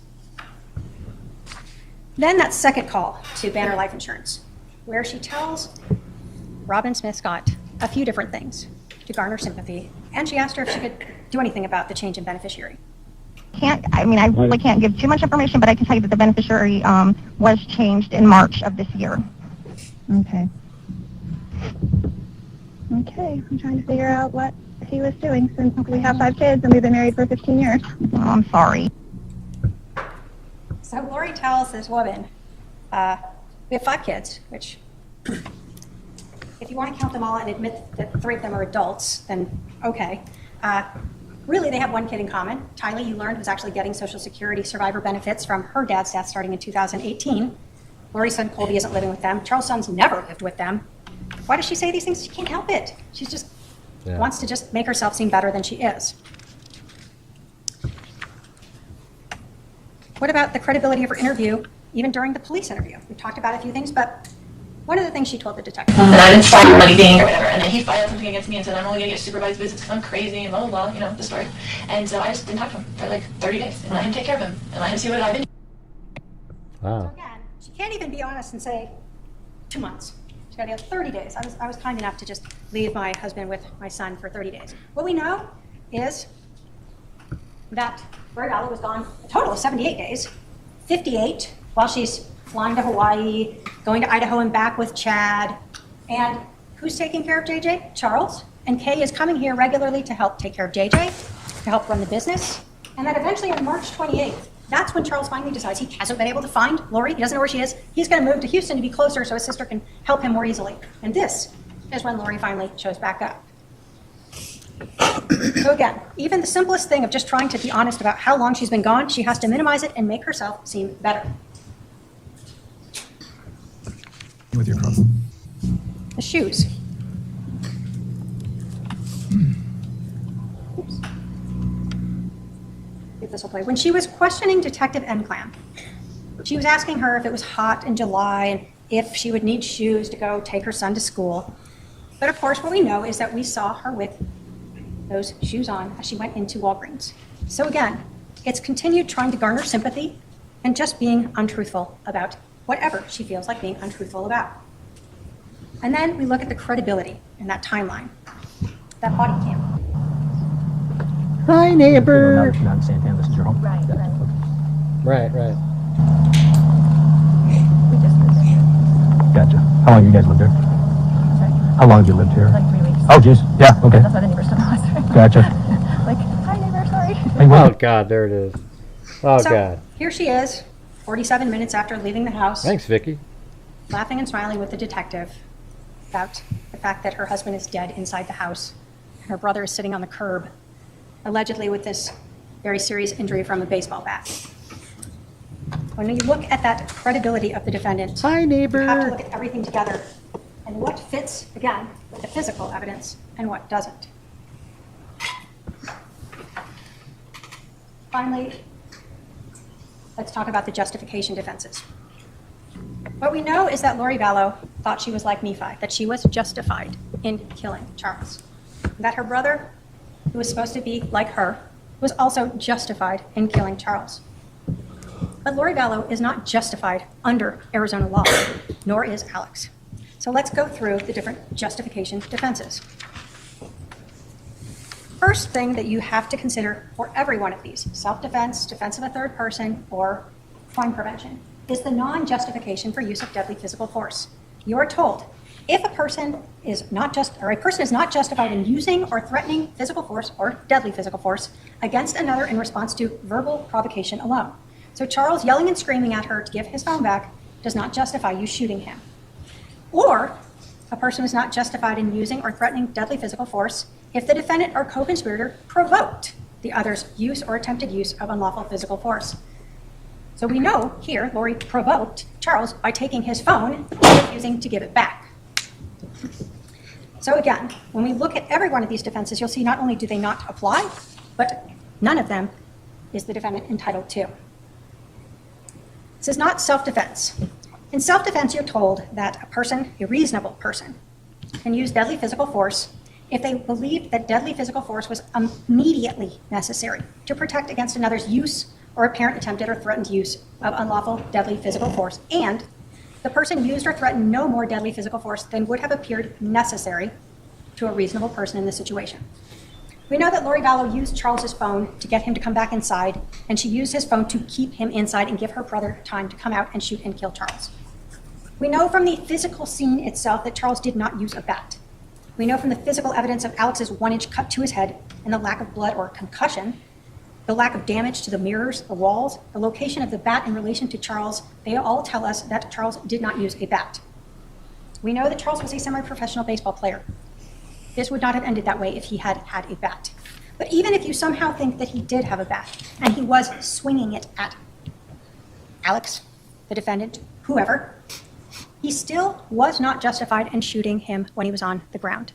It has to be immediately necessary to protect against another's use. When Charles is on the ground and he is shot that second time, there is no threat to anyone. And so that is not self-defense. Counsel, I need to give my court reporter a break unless you think you'll be done in the next 5 minutes. Okay, go ahead.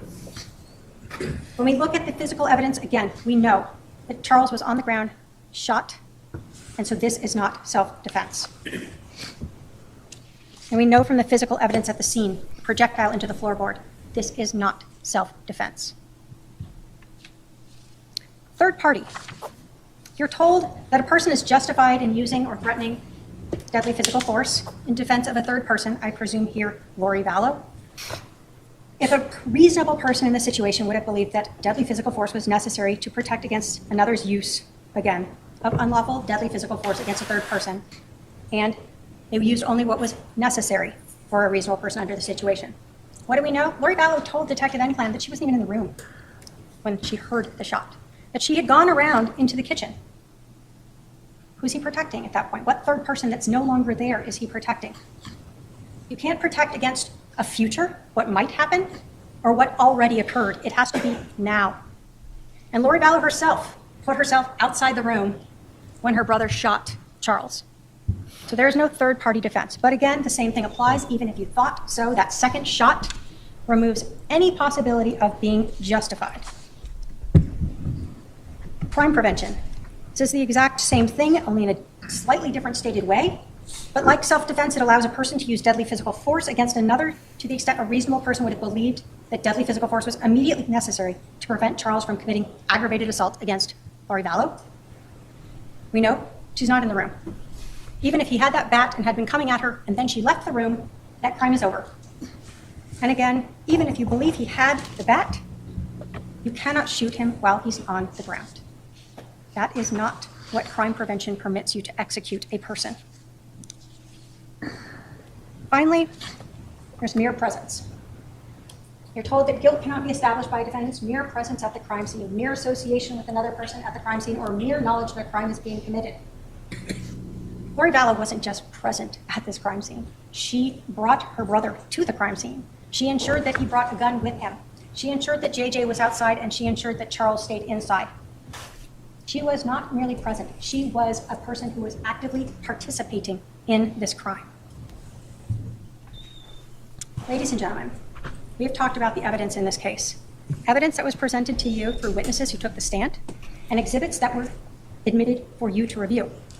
Remember the evidence of Lori Vallow's motive. Charles's life insurance, Chad Daybell. Remember Lori Vallow's own words of wanting to get rid of Charles, of drugging him, her acceptance of her brother's statements that he wanted to kill Charles, how she used Melanie and Summer to plan her mission and ensure that Charles didn't have help from Brandon or Zach or Adam. Her words to Alex about it all coming to a head, that he had to stay near her and they would be like Nephi, justified in killing Charles. And finally, her words to Chad Daybell on July 18th, confessing to the killing when she said Charles had changed the life insurance before we got rid of him.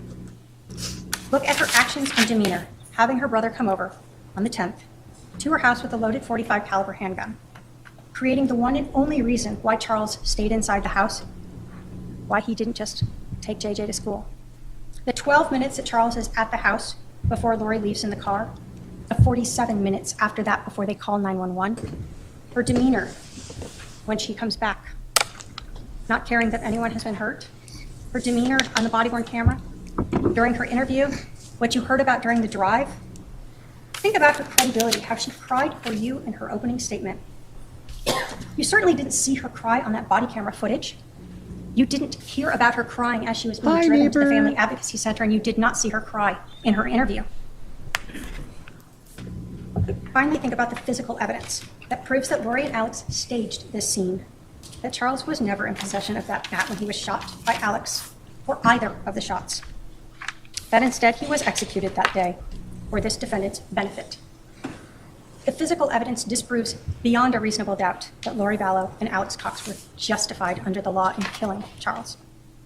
The jury instructions tell you to use reason, common sense, and experience. Charles Vallow is dead today because this defendant and her brother Alex Cox conspired to kill him. They planned it out, and they had their weapons, and they orchestrated a way to ensure that Charles was back in the house where he was shot and killed for money and Chad Daybell. The evidence proves to you that Lori Vallow Daybell is guilty of conspiracy to commit first-degree murder, and the state asks you to hold her accountable and find her guilty. Thank you. Ladies and gentlemen of the jury. I skipped all the part in between there. So here's Lori coming up here. Thanks, Matthew. What made you watch the CW Delphi documentary? Was it out there again? Did you notice that I was the only person on there that had a brain that worked, that functioned? That I was the only person on there that actually was like, yeah, no, this guy did this. Look at right here. And I went through and I blasted through the information. They edited it where it was, it was more concise than the way I described it. And there you go. Hers is only like, I don't know. This whole video is only an hour 33. We're at an hour and 14 minutes, and there's a rebuttal. So, we're looking at 19 minutes from now. It's all over. So that means Lori doesn't say, doesn't talk long.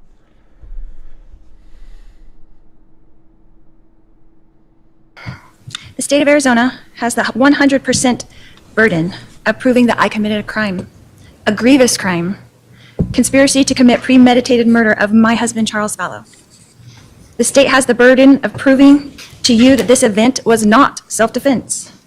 In your jury instruction under the instruction, use of force and crime prevention, the last line reads, if the state fails to carry this burden, then you must find the defendant not guilty. In the law, under your jury instruction titled Justification for Defense of a Third Party, the last line reads. All right. Actually, her closing was actually longer than that because this is sped up 135% or so. So I would say it's probably about like an hour and 40 minutes. So it was a lot longer than we have it.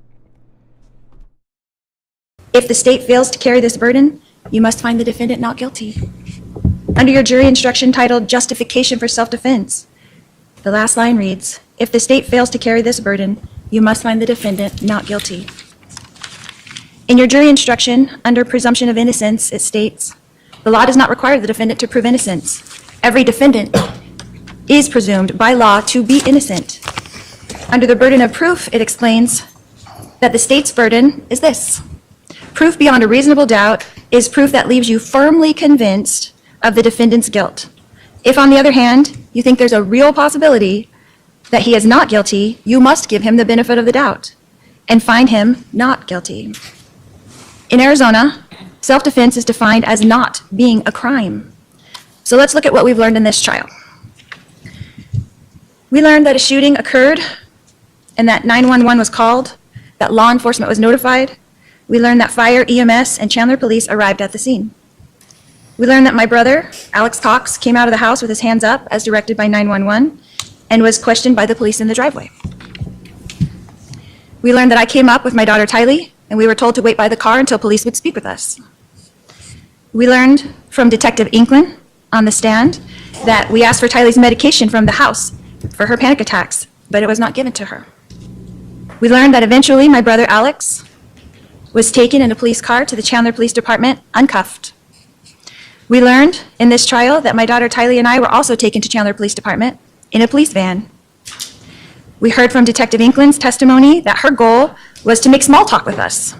And The jury will determine what the testimony did or did not show. Go ahead. that her goal was to make the small talk with us and all the way to the station so she could speak with us separately before we would talk about what actually happened. We learned that all three of us were separated and taken to 3 interview rooms, where we each told police of the events of the day, each from our own perspectives, and answered all questions asked of us. We saw snippets of that interview in the trial here. The state did not show you the entire interview. Most of my police interview is admitted, though, into evidence in this exhibit. It's number 286, and I would encourage you to watch that entire interview when you start your deliberations. It is important. It is important for you to determine for yourselves my demeanor and not listen to anyone else. You can see it with your own eyes and hear it with your own ears. We heard from several witnesses that because this event was almost 6 years ago, that their memories of the events and statements were probably better back then. Well, my police interview happened that very morning, and I told the police the events from my perspective at that time. It is admitted into evidence and will answer many of your questions. You did not see Tylee's interview, but we did learn from Detective Inklin that she did an interview that morning. Yeah, I mean, I thought Lori, you know, I mean, she absolutely planned all this, but, you know, it's interesting because even the prosecutor said, even if you believe that he was justified in that first shot, not the second, well, wait a minute then. Justified in the first shot, so would it be, what would that mean at that time? That means it's not it's not, they didn't plan it because it was justified. I mean, so she shouldn't have brought that up. I don't know why she said that, the prosecutor. Wow, Stacy, look at that. Thank you so much for everything you do, Gray. You make a positive difference. So many people, thank you for creating this wonderful place for the freaks. It's like a family and so comfortable and welcoming. Yeah, until the trolls show up. When the trolls show up, it doesn't appear that way to people, but I can assure you that in normal times, it's just, you know, we're just all hanging out. But hopefully we see you more. Are we going to see you more now, Stacy? Are things all freed up for you? Just you know, you're a good offset to me. Because sometimes I'm a little grumpy or whatever, and, you know, I'm just like, you know, you get the trolls showing up, especially on different cases. Delphi and Idaho 4, they just come out of the woodwork. But thank you. We love you all. We love you too. Everybody, you know, it's amazing. Okay, good. As well. You did not see Alex's interview, but we learned that Alex was interviewed that morning by Detective Moffat, the original case agent, whom we did not hear from in this trial. The state chose not to show you those interviews or let you listen to the 911 call. The jury shall disregard that last statement. Okay, the jury can only consider what was admitted into evidence. We learned in this trial from Officer Kautheim's testimony that Alex was injured on the back of his head with a bump and, according to his testimony, a 1-inch laceration. We did not see those pictures documenting that injury as well. We learned in this trial that we did not know, the three of us, that our interviews were being recorded. We learned that Alex's phone was taken by police and put into an evidence bag, according to Detective Duncan, and that no digital copy of... Who doesn't know that you're being recorded when you're in an interrogation room? Come on. Alex's phone was taken by the Chandler Police Department, even though this is their normal protocol. We learned that Alex's phone was returned to him that same day with no further inquiries. We learned that after my interview and Tylee's interview that we were introduced to a victim's advocate and that gave us further instructions in another room where Tylee and I were reunited. We learned that soon after that, all three of us, Alex, Tylee, and myself, were taken in another van and dropped off back at our house. We learned that we were instructed at that time that we could not enter the house yet. No, you just repeated what I said, Missy J. She was just saying, even if the first shot was justified, which it wasn't, the second shot was. But that you shouldn't say anything like that. That's stupid. I mean, she said, even if the first shot was justified, meaning, okay, there was a confrontation and the first shot was justified, the second one wasn't. So you shouldn't even open the door for a jury to think something like that. I don't think she should have said that. Because there might be somebody out there that goes, yeah, some of that behavior Lori did was weird, but, I do think it sounds like, it might be a justified shooting, but maybe later you shouldn't have shot him again, but that's Alex shooting again. That's not Lori's fault, I could see an idiot doing that, because that's how, if a Proberger type person is on that jury, they would take it like that, and she shouldn't have said anything like that, given an inch to anything. Even if you think the first was justified, the second wasn't. Well, it was Charles who did that. It was Alex who made that shot, right? So how does that imply Lori? So it's like, if the first shot was justified, right? As she said, well, even if you think it's justified, then that means it was self-defense on that first shot. But then Alex shoots again, and he shouldn't have. But how does that imply Lori? See, that's why I'm saying she shouldn't have said that. I thought it was dumb. Other than that, it was a great closing and everything, but throwing that little thing in there was that little sliver of doubt type of comment that even she made, which she shouldn't have done. It probably won't affect anything, but I just don't think she should have done that.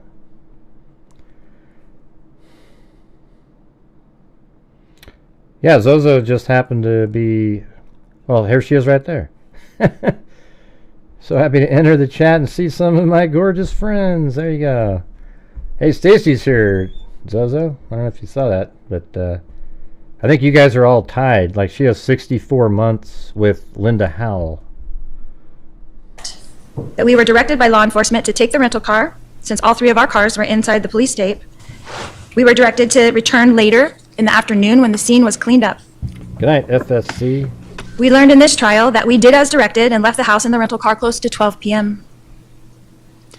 We learned that we did not return to the house until contacted by Detective Inkland to return to the house so that Alex could walk the detectives through what they call a walkthrough. We learned that many detectives were present during that walkthrough with Alex. We learned that Detective Duncan was there, Detective Coons was there, Detective Moffat was there, Detective Werther was there, and an officer with a body cam was there.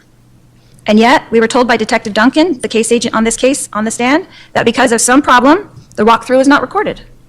Detective Duncan also informed us that he does not know if any of the people present wrote a report about it.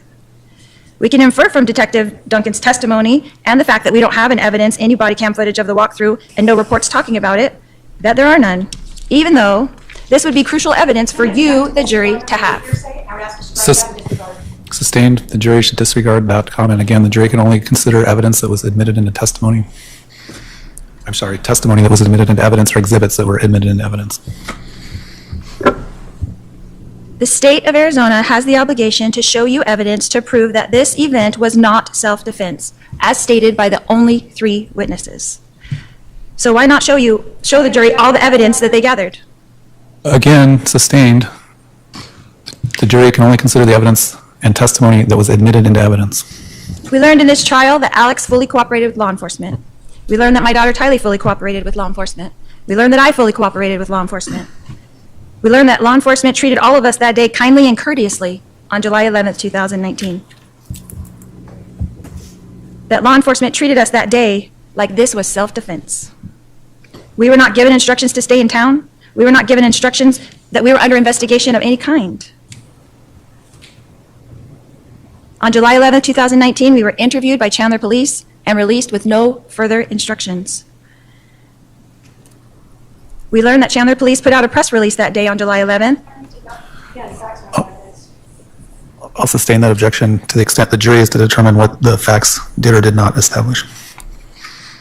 Under Arizona law, I had the right to self-defense. Tylee had the right to self-defense. Alex had the right to self-defense. This event was not planned or expected. It was shocking. We learned in this trial that Chandler Police Department neglected to do a thorough investigation. We learned that they did not swab Alex's hands for gunpowder residue.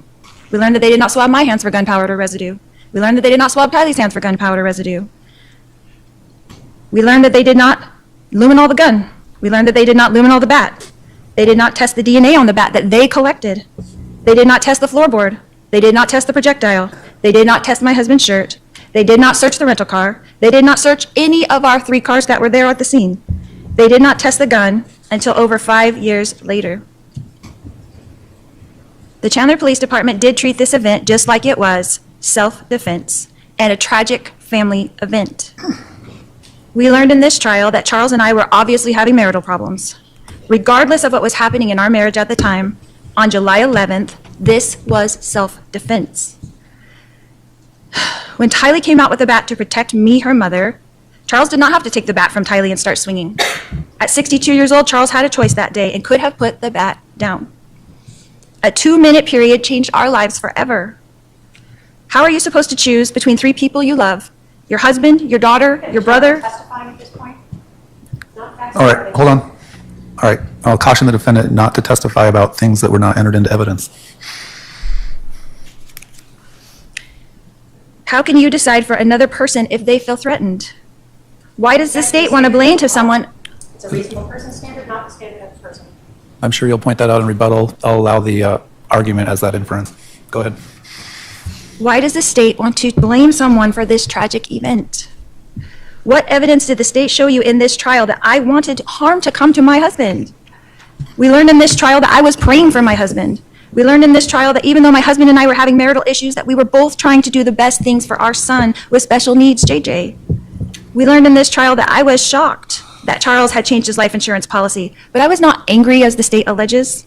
In the phone call we heard from the insurance company, we heard that I was disappointed for our children, our grown children, as well as our children still at home, but I was not angry. My husband Charles was providing for our children still at home. I had no motive to change that.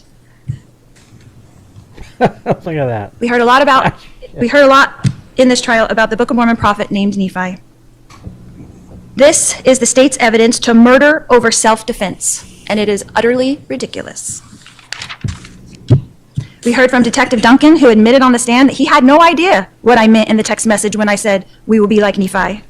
In Mormon culture, Nephi signifies strong faith, perseverance, and courage. Right. That's sustained. The state's attempt to misconstrue the positive text message about a wonderful religious figure, Nephi, and try to turn it into an order to kill someone is absurd. This is an attempt by the state to try to retrofit a crime that doesn't exist. This event was not a crime. It was a tragedy. Don't let them turn my family tragedy into a crime. When I'm done speaking to you, the state gets to get up and rebut all that I've told you. They've got to have the last word, so to speak, because it is 100% their burden to prove to you that I committed a crime. And you won't be allowed to hear from me again. So I want you to remember that it is the state's job to prove to you that I committed a crime. And if you have not seen the evidence that leaves you firmly convinced that I have committed this very crime, then the state failed to show you the evidence that you need. Because I did not commit this crime. The only interview the state entered into evidence is mine. So I encourage you to go watch it. I told you just what happened that day, just the way it happened. Why didn't Lori introduce Tylee's interview? Was that not allowed? Because Tylee would have backed up what she said. I mean, I didn't see it added. Did they put Tylee's interview in there? Because I was kind of surprised at how Tylee's interview is very similar to her story, and that's why I think she just planned there to be an aggressive moment by keeping his phone and having Alex there with a gun, and then even Tylee's witnessing would seem like Charles was getting hyped up. The state put forth a bunch of evidence in this trial in an effort to make you dislike me, to try to attack my character, so that you would just say guilty no matter what evidence they showed you. But only you get to decide. The state put up witnesses that had zero knowledge of a conspiracy. The state did not show you evidence of an agreement to commit murder. They showed you evidence of a family tragedy, and then they showed you the sad effects of a family torn apart because of that tragedy. That's all.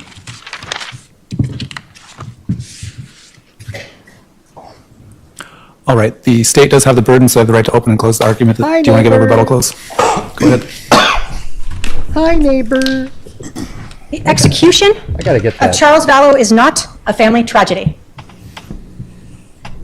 There is nothing that you can say about shooting a man as he lay on the ground that you can try to construe in any way to make that a family tragedy. I think this might actually end up being sort of like, there's a possibility there might be one or two sort of holdouts, you know? But just because, I mean, I could see, you know, in a conspiratorial world, I mean, everybody these days thinks that, oh man, yeah, I mean, sure, she did all that, but that day, Charles, maybe he was acting out.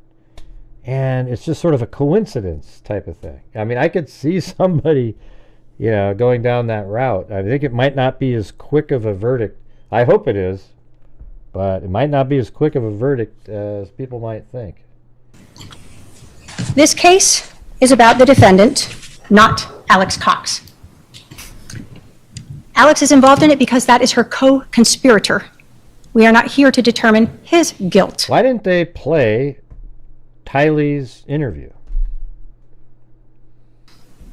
Albeit it is quite obvious. This defendant wants you to just look at one piece, and she wants you to hope that there's only a person who will say, I heard the conspiracy, but what did you hear? Oh, I know why. I know exactly why. Jesus. That doesn't make... yeah. She didn't play Tylee's interview because that would open the door for the prosecution likely to say something like, but you've been charged with the murder of your daughter, right? And you were found guilty, right? Oh, yeah. Oh, God, that would be horrendous. Forget it. Every instruction is that you can look to other evidence to show that. Glad I thought of that. This defendant wants you to forget about her words and pretend that when she told her lover, her soon-to-be husband, we got rid of him, that he changed the life insurance before we got rid of him, that somehow means what?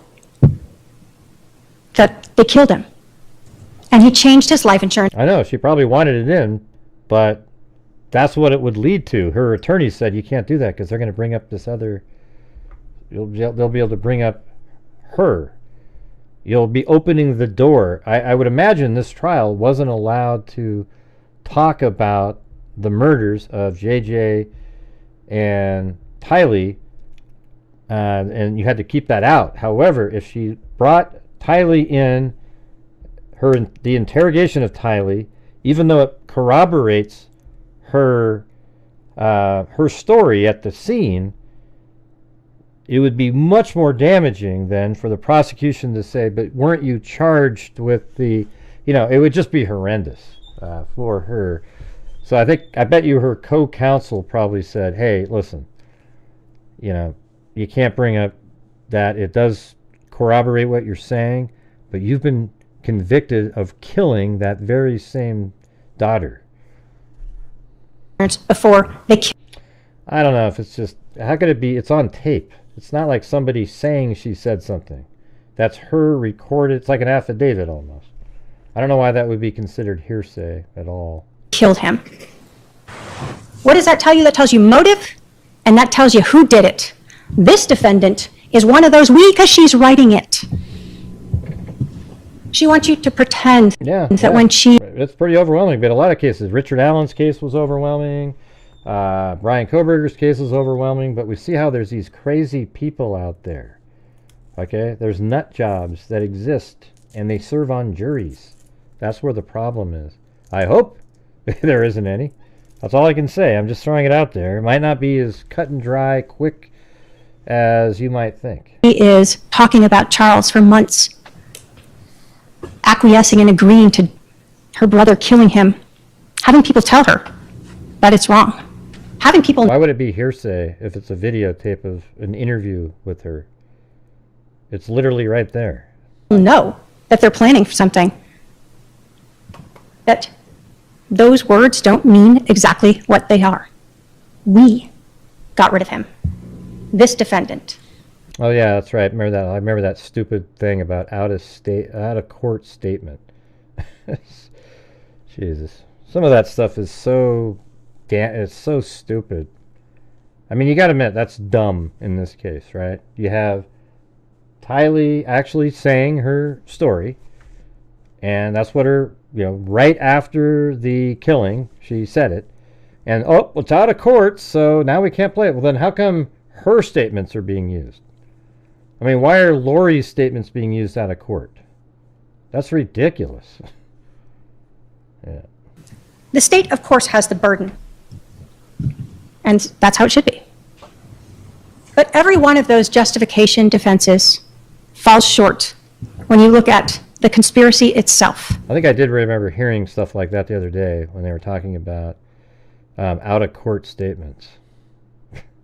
I was just like, what? What are you talking about? When they got rid of him, they did it by planning it. Right, but, okay. Well, Lori isn't being crossed because she's not testifying, right? So why is her recording being put on there? There is no reason that Alex Cox came over to this defendant's house with a loaded gun and waited for Charles to come inside, held there by this defendant using the cell phone. I mean, the case is obvious, right? I mean, Lori and Alex and him planned it. I'm just trying to think that there might be some lunatics, as we've seen, that might be out there. You know what's weird is whenever you post something like that, you get people in the chat that get so angry, they act like you're now on their side. When you're just trying to look at it and you go, you know what, I could see somebody out there, especially since the prosecuting attorney herself said, even if you think the first shot was justified. Okay, well, what goes through somebody's mind when they think the first shot was justified? That means that they think, okay, well, it's self-defense on the first shot, but he went too far. So how is that imply Lori at that point? When if she's even saying, hey, go ahead if you believe that the shot was justified. Well, what are you talking about? That's a stupid comment. So if they accept it as being justified, the first shot, that means Alex was acting in self-defense on the first shot. So why does the second shot by Alex later implicate Lori at that point? See, that's what's kind of strange about her saying that. So I could see that being a problem if you get into the deliberation, okay? But to me, the case has been obvious for 5 years, okay? It's never been one of those ones where you go, man, this is weird. I wonder who, that kind of thing. I'm just trying to tell you, like, the way people are now, everybody's these CSI wackos. Is conspiracy. They all think that they, have everything figured out, and, what? Hey, nothing we see is real. It's something else. That is planning. That is premeditated. Now, you didn't understand what I said, Fungus Among Us. Yet again, you keep doing the same thing over and over. You're wrong, okay?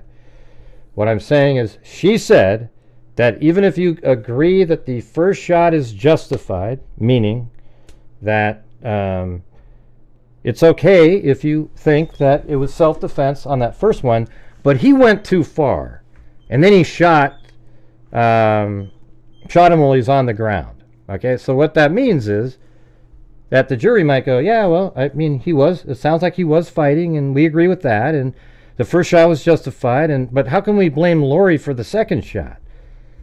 That's what's dumb about bringing that up, right? So you're incorrect. You didn't listen to what I said. You think you're on a roll with your little comebacks, and it's just not working. All right. You can absolutely watch that whole video. That's why the state included that for you. What you're going to see is that Lori Vallow doesn't cry. She is not truthful, as we've gone through. Her timeline is absolutely wrong. Hope so. She tells the detectives it's quick, it's 12 minutes. She wants you to believe that the police could understand all of this that day. But what did you hear? Is that all the police could tell initially was that the timeline was off. And then they started learning that the physical evidence seemed to be showing that Charles was executed on the floor, but they needed to see if the medical examiner agreed with them 2 days later. And then they needed to pull all those iCloud accounts, phone records, and go through terabytes of data to bring forth these things that you have now learned and hold. They interviewed these people who learned of the defendant's religious beliefs, that she was exalted, that she was celestial being, that she didn't have to repent. Of course she thought she was Nephi. We learned that the physical evidence on Charles and at the scene show us that he was executed. And every single one of those defenses that the defendant has asked you to look at, the state has met its burden. Because even if you somehow believe that Charles actually had that bat and it wasn't staged like the rest of the scene with the shoes and the lack of blood there, that second shot is not justified for self-defense. Right. She just did it again. You might think, okay, even if you think that the first shot was justified for self-defense, the second isn't. But who made the second shot? That's Alex, right? Now, then you go, well, does the conspiracy make the second shot the planning part? Do you guys get what I'm saying here? I mean, I hope people just aren't so blinded by, we go. Have a reasonable, rational conversation. Fungus Among Us couldn't do it because they're Fungus Among Us. Okay, they couldn't do it. They couldn't have a rational conversation. What I was saying is that even right there, she's saying that, hey, even if you believe the first shot was justified, the second wasn't, as if it was Lori shooting. I mean, it's really kind of strange. I could see a jury member going, well, let's see. Even the prosecution said that, the first shot, if you looked at it right, he was holding the bat, and the first shot was justified. The second isn't. Well, then the event happened, and I mean, I could see somebody doing that. My thing is, I think Lori grabbed the phone. She wanted to, I've said this for months and months and months now, that she grabbed the gun, grabbed his phone to make him angry, to create a scenario where self-defense seemed justified, and Tylee would have observed this. But then, when Tylee and JJ were outside, that's when the real execution happened, okay? I just don't think the prosecutor should bring that stuff up at all. There's no reason to do it. There's no reason to say, even if you think this. Because then you start going, well, what do you mean? If the first shot was justified, that means there was a real event going on, and then Alex is the one that shot more at the end. Crime prevention or third-party defense. Arizona law does not allow you to execute a man on the ground.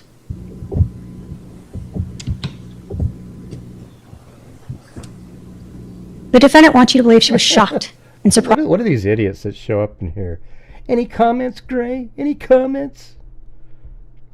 By this. I can't afford to, I can't do jury duty. Like, if you have to be on a jury duty sometimes for 3 weeks, and I can't do, I'm self-employed. It just isn't something I can do. Now, other people have salary jobs and things like that they can do, and it's really none of your business at all. But I wouldn't mind being on a jury if everything worked out. It'd be great. Ah, jeez, just get rid of this clown. It's just it's a troll. Just see, these are the trolls that show up late night. They come out of nowhere. What do you mean? There you go. It's their state law. What do you mean? Hold on. Because even if you somehow believe that Charles actually had that bat and it wasn't staged like the rest of the scene with the shoes and the lack of blood there, that second shot is not justified for self-defense, crime prevention, or third-party defense. Right. That's exactly what I just said. That's not what I'm saying. She shouldn't introduce that other thought in the juror's mind. Oh, wow. So even if you think that That's legitimate, but he's the one that shot, so you can see them getting confused about that. Arizona law does not allow you to execute a man on the ground.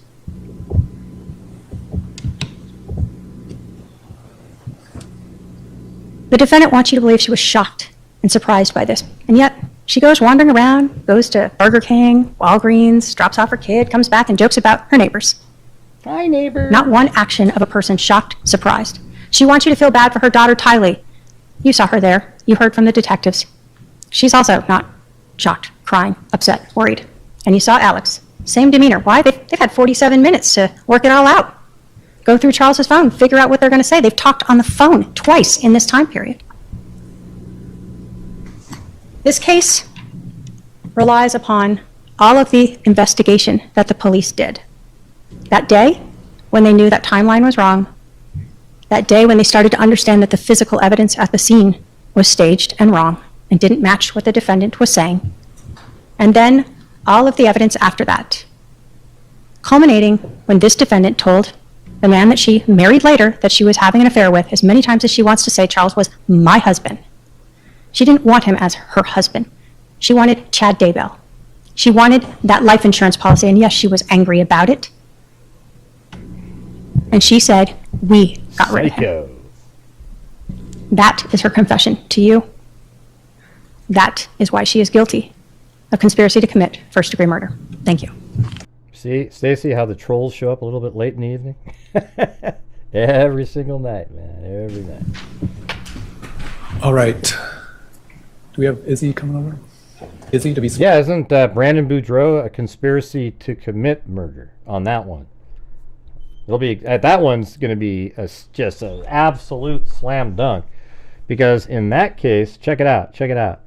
In the Brandon Boudreaux one, they're going to have Lori and Chad over at the storage unit removing the back seat, and then lo and behold, Alex is driving that sucker, and it's guess whose car that is? It's Tylee's Jeep, and Tylee's already dead at this point. So he's going to be driving. Alex was driving the Jeep and then shot out from the back window and missed again, and then he drove away. Yeah, that one's going to be just absolutely, and they're going to probably bring in, I wonder if they'll bring in his ex-wife, what's her name? I got it right here. Melanie, right here. This Melanie right here. Melanie, now it's Melanie Pulowski. By the way, this guy right here, he's an idiot. This Ian guy here. Just an absolute, he's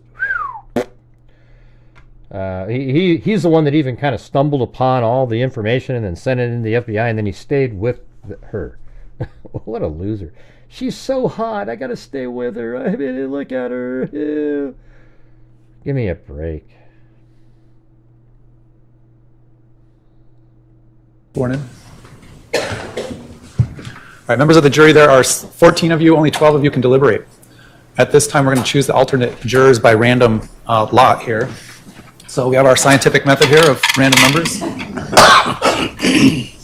14. Juror 14. 5. Juror 5. I don't think you're 5. Well, maybe you are. Okay, so to the alternates, if I don't see you again, I want to thank you for participating in this process. The admonition still applies to you until we call you and tell you that it's been lifted. I have in the past had to have callback alternate jurors to testify or to deliberate when, for whatever reason, one of the jurors can't continue to deliberate, becomes sick, has a family emergency, etc. So you still could have to deliberate in this case. But again, if I don't see you again, I really do want to thank you for participating in this process. I know it might be somewhat of a disappointment to not. Anyways, it just goes on that, on and on and on and on and on. But anyways, I think everybody on the jury have brains that function. Lori will be found guilty, but there could be a conspiracy person on there, and people whose brains don't work good and are well, or whatever the hell term you want to use, and they're going to they might listen to something like what the prosecutor said, because it is kind of confusing, right? So here's what you'd have to say. Like what she said was, hey, even if you believe that Charles had a bat and the first shot was justified, the second isn't. And then is that where the conspiracy came in, because the reason that the second wasn't is because it was all planned anyways. However, if the first shot's justified, it sort of makes this weird dilemma in your mind because you started to go, all right, so he was attacking with the bat. Lori probably set it up to happen like that. And that first shot was justified, but it's not Lori that shot the second. You could just sit there and go through that crap, right? And that's what I hope they don't do. That's why I just don't think why even go down that route and bring that up? There's no reason to say that. You just go, Lori created a situation that would be intentionally volatile, and they use that to kill Charles Vallow. That's how I would word it, something like that. Just don't bring up that any sort of justifiable anything whatsoever. Don't throw those words in there. Because Lori sure as hell didn't bring anything like that up. Right.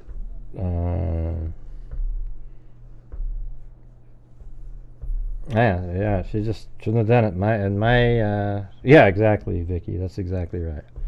You complicated what was otherwise because when you do think about it, you think of a scenario where Lori intentionally made Charles angry, and it was a volatile situation. So even in that intentional cause, it did make him angry, and then maybe there was something going on, and that the first shot would appear to be justified, but then the second isn't, and is that where the conspiracy came in? Because no matter what, I like the way the prosecutor worded it, made sure that everybody's outside, then the shooting happens. We've talked about all that stuff. Yeah, I think that was a little overthinking on just to say that. And she brought it up again, and I think she may have thought earlier that she said that and kind of wanted to revisit it and sort of add a little extra in there because she probably thought, man, I shouldn't have said that. Or, maybe she was driving home the same concept. I don't know, but I don't know, you guys. I don't know.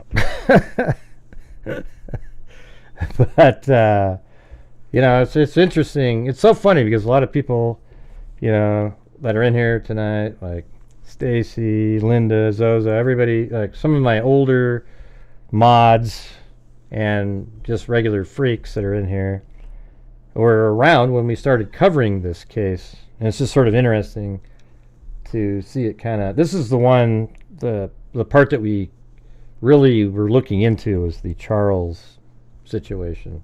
And we had it all. I actually figured out, that picture at Yellowstone with JJ, Tylee, and Alex that's out there? I spent like 6 hours one day, and I literally found the exact plank they were standing on at Old Faithful, because I figured it out. I actually thought it was a different place, and then eventually went all the way around and then found the exact place at Old Faithful where that shot was taken. Even matched up the sort of rust-looking stains on the mountain behind. Yeah, there was I don't know why, I just didn't really watch the Lori and Chad trials, I just, on JJ and Tylee. To me, it was just, that one's just so obvious too. It's kind of like at some point, this one was interesting because of how it went down, you don't really know if, how the jury's going to think. I think the Brandon Boudreaux would be an interesting one too, so I might have to do the same sort of thing where I make these nighttime videos that are a little shorter. But, you know what? Apparently people are thinking that there's a serial killer in New England. Not that guy. So I don't know. I thought we could just sort of check it out, see what's happening. I don't know. I got the names of the people, and it's becoming this sort of this online thing. The police don't think so. So maybe we could look at that. These are some of the names. I thought maybe we could look up these names and see what the situation is on them, if you guys don't mind, for a couple minutes here. Let's see. So one of the names is Paige Fannin. All right, so this is March 7th.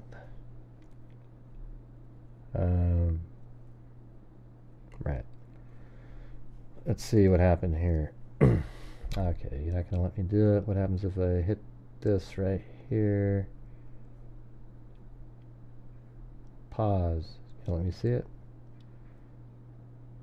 All right. Police identify a woman whose body was recovered from fast-moving water Thursday afternoon as a New York resident. The woman was identified as Paige Fannin, 35, of West Slip, New York. And I guess we could go look that up. I mean, how many people have that name?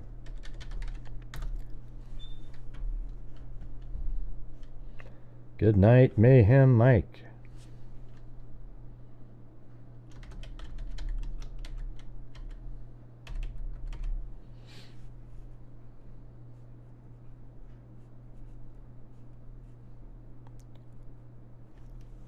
Hold on. What's going on? They changed the look over here. Paige Fannin.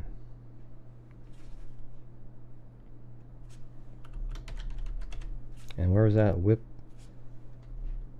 West Islip, New York.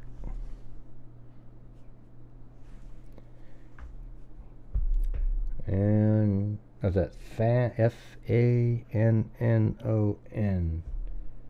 Yeah, doesn't exist. I don't have it. What if I just did it anywhere?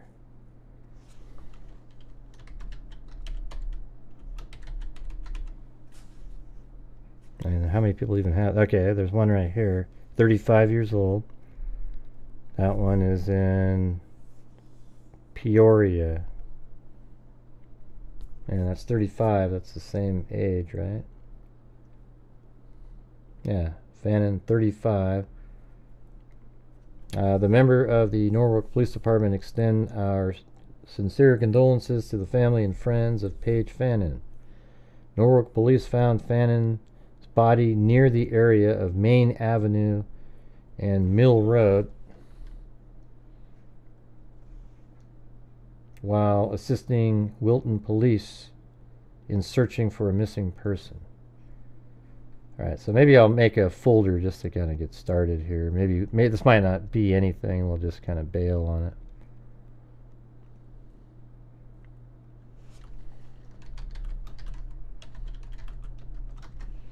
As everybody just thinks they're hot on the tail of, yeah, we got something, and we don't know. There's no information that law enforcement is saying that it's a serial killer or anything, but there are, so kind of a lot of people.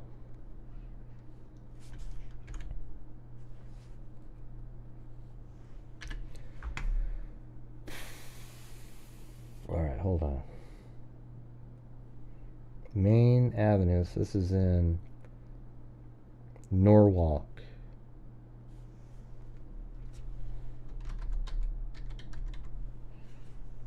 So that must be Connecticut, right? And then it was abandoned Grist Mill Road Bridge. So let's try that.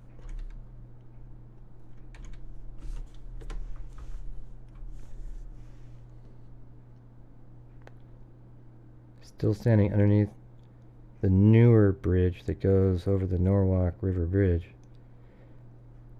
Paige Fannin of West Lipa was found dead in the Norwalk River. Alright, so let's see, it was the Main Avenue. Her body was found near the area of Main Avenue and Grist Mill Road. That's Grist Mill Road right there. And then, wow, that was pretty close. So there's the water here. So apparently she was found in the water. Paige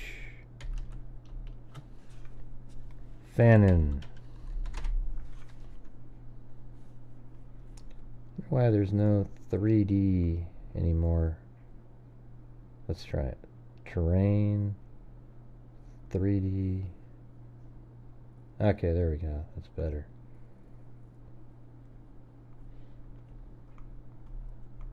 So she was found down there, perhaps.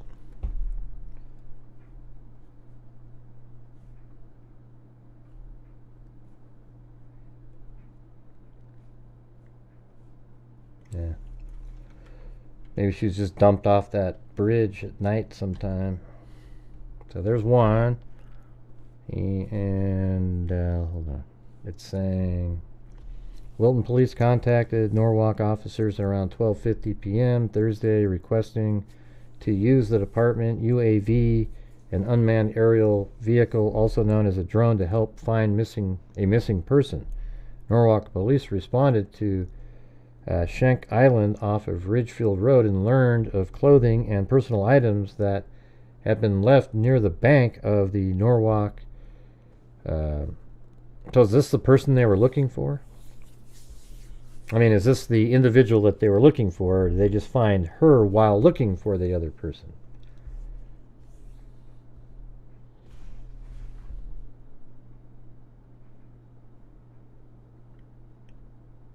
Norwalk police responded to Schenck Island and learned of clothing. Let's see where that is. So maybe her body, she was there and then drifted downstream. Let's see if that makes sense. So here's the island, somewhere right in here. So, perhaps, clothing found.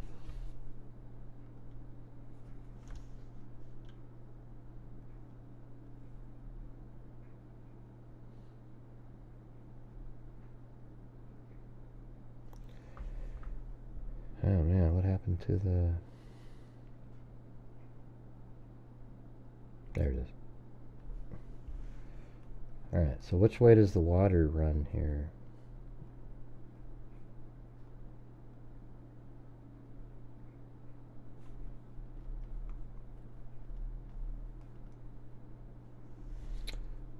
Huh. Anybody remember what the name of the river was? I don't know. I'm trying to figure out. I'm guessing it goes south.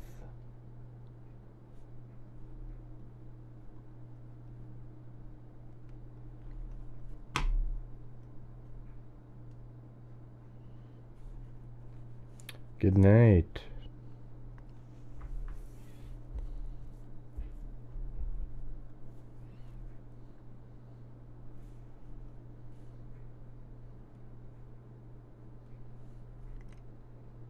Road, the Norwalk River.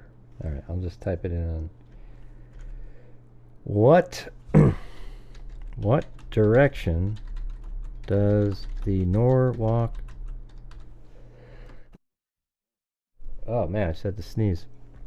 Norwalk River flow. Generally southward. Okay, so there you go. Now, so that means if her clothing was there, then I guess it is possible that she could, if she went in the water there, somebody put her in the water there, she might drift down to this area here. All right, so that's what I was saying.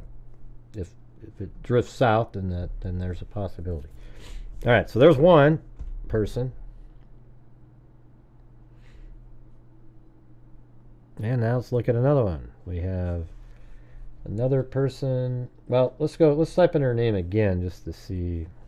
There was more information out there. Paige Fannin.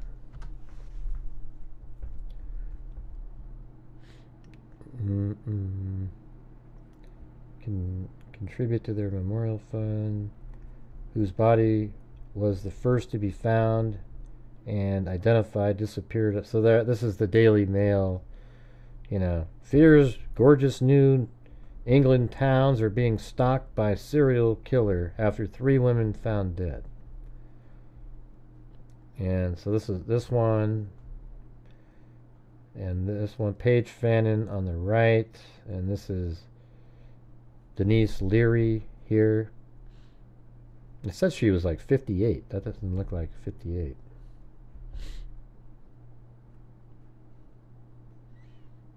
And authorities assisting the disappearance and deaths likely aren't the work of a serial killer has only spurred armchair detectives on even further, prompting some of them to question if cops are turning a blind eye. I don't know. I mean, I guess we'll have to see, but I'm just not sure. Let me type in the next one. The next one is, well, that was partial remains found. Okay, let's type in Denise Leary.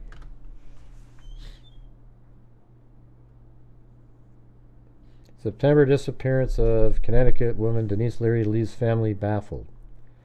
On March 25th, 2025, the New Haven Police Department announced that the remains of Denise Leary have been found. 4 days earlier, on March 21st, the New Haven Police Department took to Twitter to announce that remains had been found on the 100 block of Rock Creek Road in New Haven. All right. So let's put her in there. That didn't do it. God.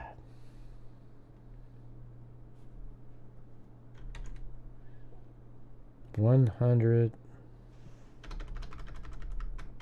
Rock Creek Road,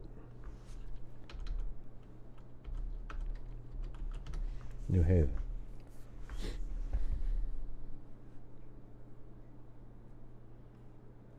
So she was found over here. And this is Denise Leary.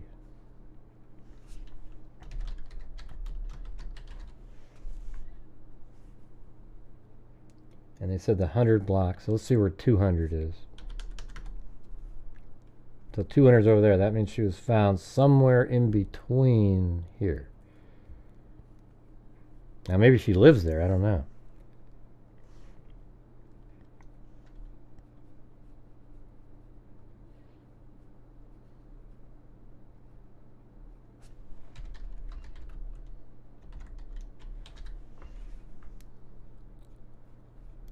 Alright, I'm just trying to look people up over here.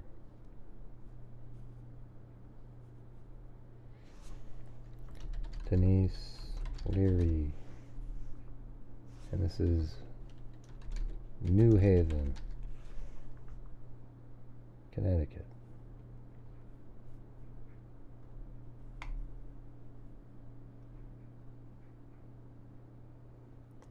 Huh, she's not even in there either. How about we don't pick a place?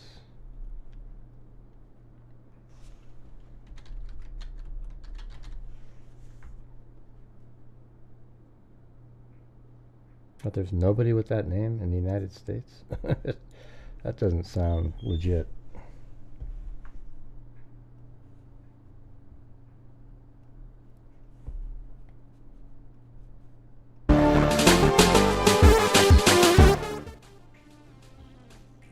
I'm supposed to play that quietly in the background. Let's see. Do you all mind me asking what video? I don't know what you're talking about.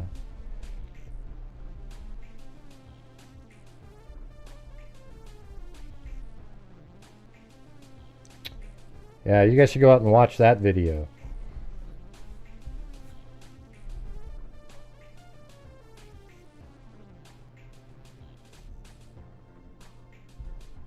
Now, what video are you talking about? You guys, since you interrupted the show, what was the video about?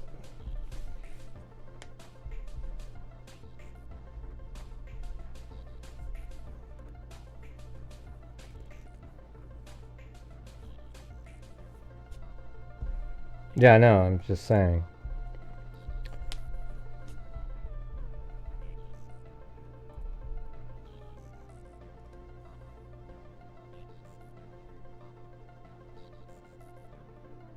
Yeah, what is it though? What's the video?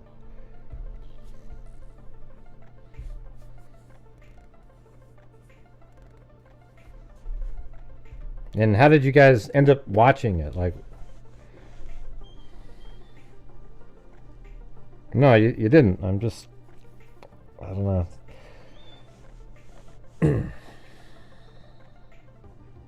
I'll just look this stuff up on my own. This, you know, if it seems interesting, we'll talk about it. Alright. Alright. Well, thank you to Melanie Summer, gifted 5 memberships. Timothy Cecil, Michelle H, Cheryl Moran, who gifted, Cheryl Moran gifted 10 memberships there. Then FSC figure skating coach, Sandy Shirley, Cheryl Moran again, then Harry Me Boy, then K Me, then Naomi, then KXC114, then Lanky Tor, Lil D, K Me gifted 1, Lanky Tor gifted 5, then we have Linda Howe, Stacy, and then Cheryl Moran again with a double cat eye. Very kind, very kind. Then we had Get Out of My Bubble. Then I gifted 5 memberships. Then Get Out of My Bubble again. Then Vicky White gifted a membership. Then Matthew Price. Then Stacy Galloway, or Stacy, who wrote let's see if I can remember the name of the book. Hold on a second. The Death of Nine. The Dyatlov Pass Mystery. Is that right? Yeah, those are so cool, those episodes. You know. Hey, thanks, Forgetful Mandy. Thanks for not forgetting about me. And Forgetful Mandy right at the end. Then we had Lisa Valenzuela and Mark with a couple coffees in there. Our coffees are really slowing down quite a bit.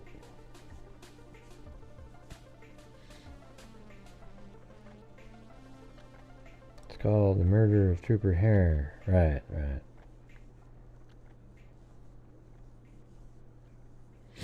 Yeah, that was fun, wasn't it? Remember I was wearing like the cold outfit. Do you still sell the book on Amazon?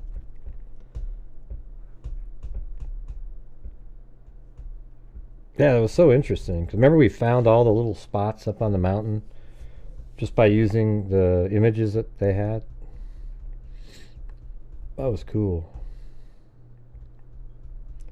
Well, don't forget to go buy Stacy's book out there on Amazon.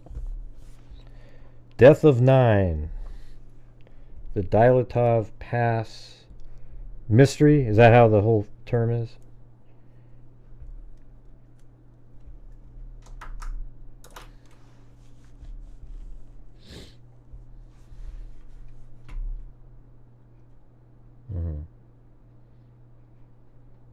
All right, you guys. Thank you for being here. Hope you guys found it interesting. I know we don't normally do the the trial stuff, but figured it might be interesting just to kind of go over the closing arguments where you get to pretty much hear all the evidence that was in the case. You know? It's good stuff. So I guess we'll see you guys tomorrow. Hope we see you soon, Stacy. Not like 8 months later again. Will he come back like soon? Like some more this week kind of thing? Or I mean, just having you around is so much better, you know. Yeah, it was a good show for Verdict Watch, yeah.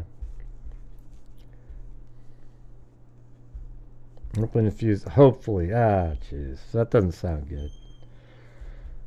But at least you were here today. That was good. I appreciate it.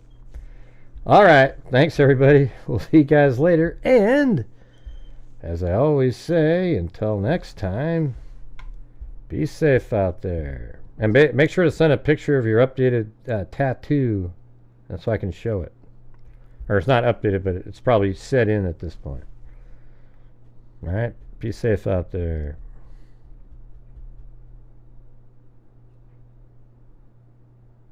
And a 1 and a 2 and a 3 and a 4. Yeah, I've been doing this true crime thing for quite a All while right. now.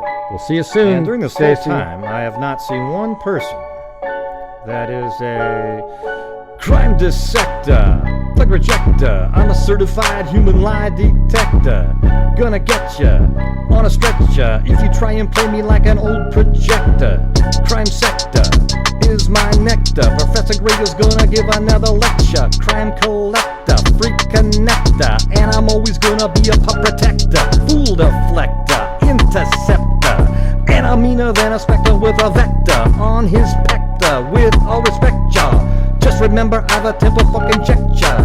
I have no agenda, I'm no pretender, and I'll serve it to you straight without the blender. And in the end, I'm gonna send ya on a mission to reveal the true offender. Yeah, so I'll just get right back to work. All right, everybody? Talk to you later.